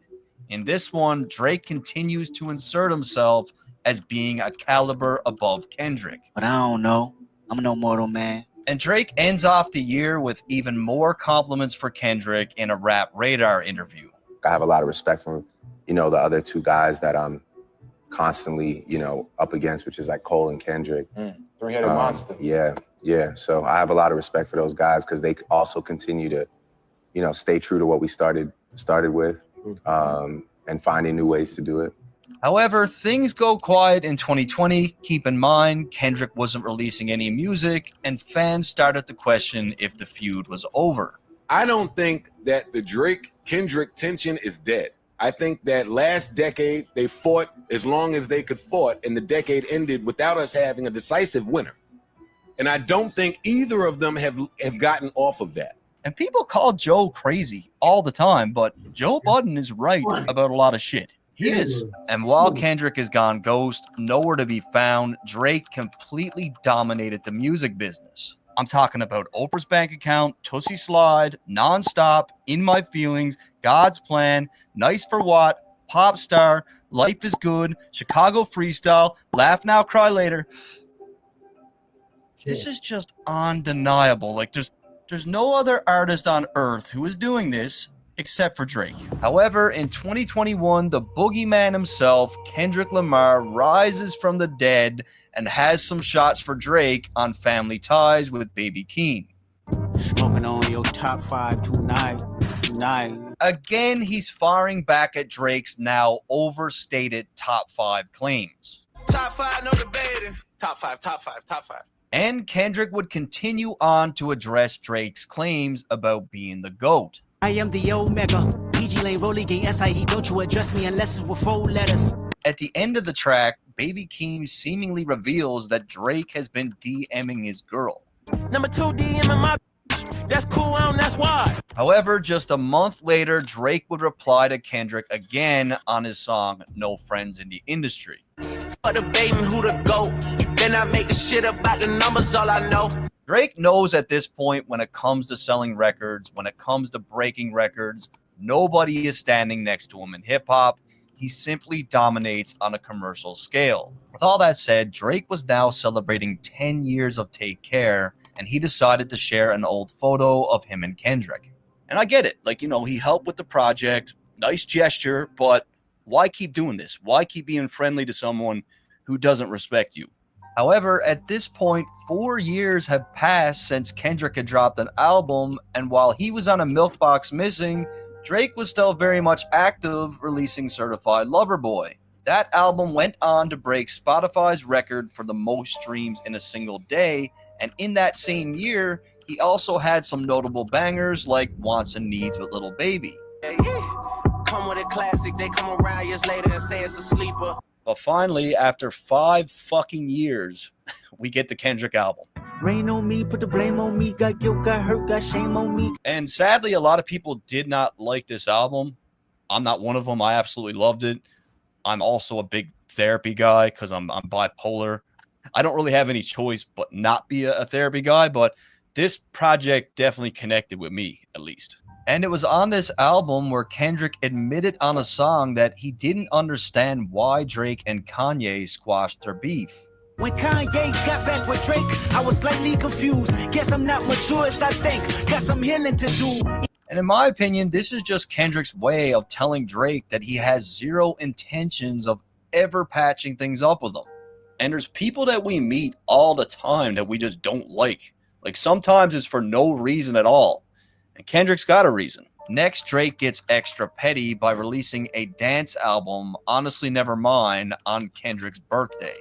If I come around you, can I be myself? Drake knows damn well that Kendrick is the last person that would ever release a project like this one.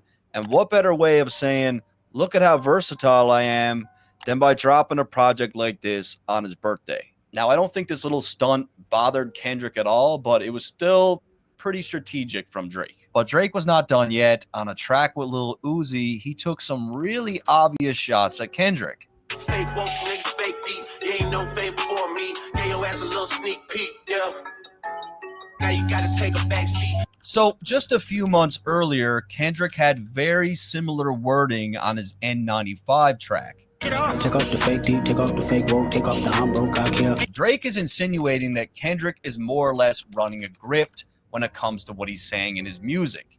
He's basically claiming that Kendrick doesn't really stand by or believe what he's preaching, and he also reminds Kendrick that he's the one who put him on. What made this reference even more obvious is the line, "Now you gotta take a back seat," which is clearly a reference to Kendrick's backseat freestyle. My mind is living on cloud 9 and this 9 is never on vacation. And just like me, it looks like Drake really enjoyed Kendrick's new project, as he showed up in the audience at Kendrick's show in Toronto. Again, Drake knows what he's doing. He knows the blogs are going to pick this up. The question is, was he there to show love or was he there to play chess? I mean, at this point, based on the history of Drake's friendliness, I'm just going to chalk it up to him just trying to be cool with them again. And for Kendrick, what better way of taking 5 years away than by dropping an album and cleaning house again at the BET Awards? Going into the awards, Drake was way ahead of everybody with 14 nominations, but it didn't matter because Kendrick mopped the floor with them, winning Best Hip Hop Video, Best Live Performer, Lyricist of the Year, Video Director of the Year, Album of the Year, and Artist of the Year. However, Drake wasn't very impressed with Kendrick's 5-year delay, and he let everyone know about it while on tour. I don't know about these guys that go away 3, 4, 5 years, want to chill out, all that shit. That's not me. And I want to ask you guys this. How many times has Kendrick said something nice about Drake in the last decade? 0. Fucking 0. It's all been Drake. We've got 7 or 8 examples here in this video of Drake complimenting Kendrick, saying that he wants to do music with him, reminiscing on old times, just being friendly with him, and Kendrick has said fucking nothing. That got to tell you something. The guy did a good job. He did. Did a good job with that. It came across my feed. Edit. Good to see it edited correctly. Yeah, what's the dirt? Bitch, I'm about to blow up. Say what? Bitch, I'm about to blow up.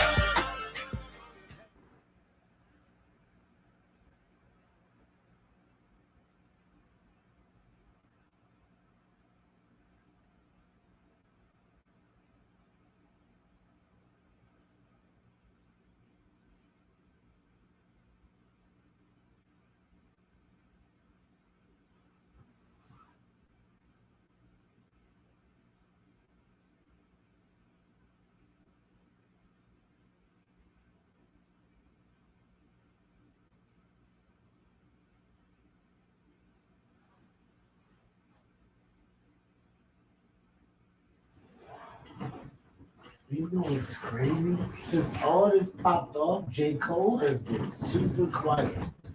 Man, we haven't heard a word from J. Cole since this shit happened. Not a word.